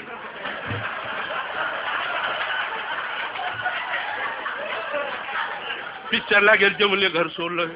आता काय अवस्था असते मला सांगा. बायकोला बोलून घेतलं, म्हणशील ती ना मी आलता म्हणून म्हणले. काय विचार कळत नाहीत ना. ते नोटा काढल्या सगळ्या, म्हणलं त्याला रिकव्हरी, पुन्हा त्याला धरलं तर त्यानं आपल्याकडे यायचं. मग मी ते घेऊन गेलो. त्या सिनियरच्या ऑफिसला जाताना वाटत मिठाईचा दुकानदार आमच्याकडे हलवाई मोठा आहे, म्हणजे नोटा बदलून दे. ती बी तोंडाकडे बघायलो. कोऱ्या देऊन माणूस जुन्या कसं मागायला म्हणलं. मला वकील साहेब काय बदलायला. नाही म्हणलं, लागायच्या होत्या मोठ्या नोटा, ठोक दे म्हणून. आपल्या आयुष्यात असे प्रसंग चोरीचे. त्याला एक सवय होती, त्याला एकदा पकडलं नांदेडला. पण गेलो मी, गाडवार कापड दुकानी कशाला गेलता, कशाला केलं. साहेब तुमच्यासाठी करू लागतो म्हणला. काय झालं. साहेब म्हणला मी चोरी केलो म्हणला, सगळं कपडे घेतलं, पण एक पॅन्ट पीस, त्याची मोडच कशी होती, ही कपडा दाखवा, ती कपडा, म्हणून त्याला गुंगवायचं आणि एक पॅन्ट पीस काढून ह्याच्यात टाकायचं.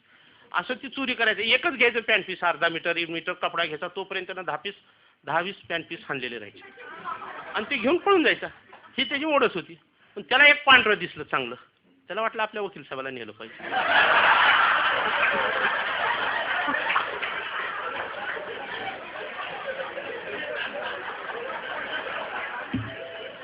आणि म्हणला साहेब पांढऱ्याला हात घालायला आणि त्यानं घराला गाठ पडली आहे, मला तुम्ही सोडवायला पाहिजे म्हणून.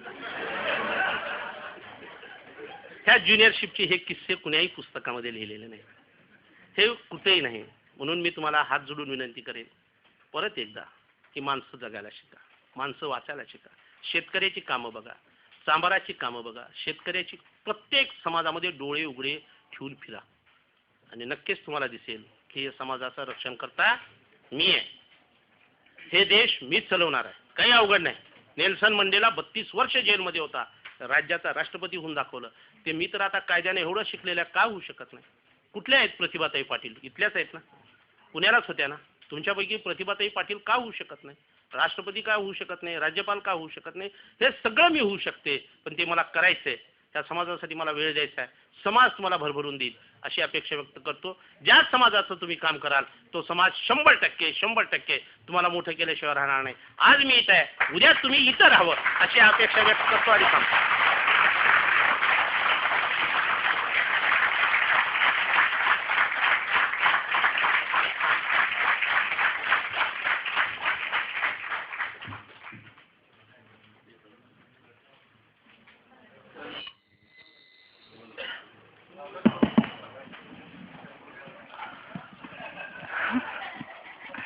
धन्यवाद जाधव साहेब.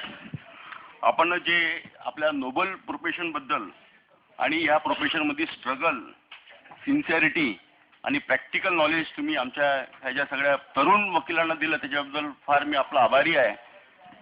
एक मजेदार किस्सा मी सांगू इच्छितो की 1988 साली मी पुण्यातनं लॉ केलं आहे, सिम्बायोसिस कॉलेजहून. एक क्लास 1 ऑफिसरचा मुलगा होतो मी. वडिलांनी मला सांगितलं की बेटा तू नवीन वकिली सुरू करतोय, तुला मी एक लुना घेऊन देतो. मी वडिलांना सांगितलं मी एक क्लास 1 ऑफिसरचा मुलगा आहे आणि वकील झालेलो आहे, मी लुनावर काही जाणार नाही, मला स्कूटर पाहिजे. तर त्यांनी आग्रह माझा ते बघितलं आणि त्यांनी मला स्कूटर दिली. 6 महिन्यात पेट्रोलचे भाव वाढलेत. हळूहळू स्कूटर बंद केली, कोणाच्या तरी गाडीवर जाणं सुरू केलं मी. 1 वर्षात मी ती स्कूटर विकून लुना घेतली. वडिलांनी तेव्हा मला सांगितलं की बेटा आज मला एक गोष्ट आवडली की थोडीफार का होईना तुझ्यात मॅच्युरिटी आली. तर जे आपल्याला जाधव साहेबांनी सांगितलं, एक आपल्या प्रोफेशनमध्ये ज्यांनी 30-35 वर्ष वकिली केलेली आहेत, जे प्रॅक्टिकल सांगितलं त्या आपल्याला फार महत्त्वाचे टिप्स दिलेले आहेत. आज आपल्याला कळत नाही, आपल्याला पण हट्ट आहे फक्त आपल्याला की मला कार पाहिजे. आज 24 वर्ष पूर्ण झालेत, आज 2 कार माझ्याकडे आहेत.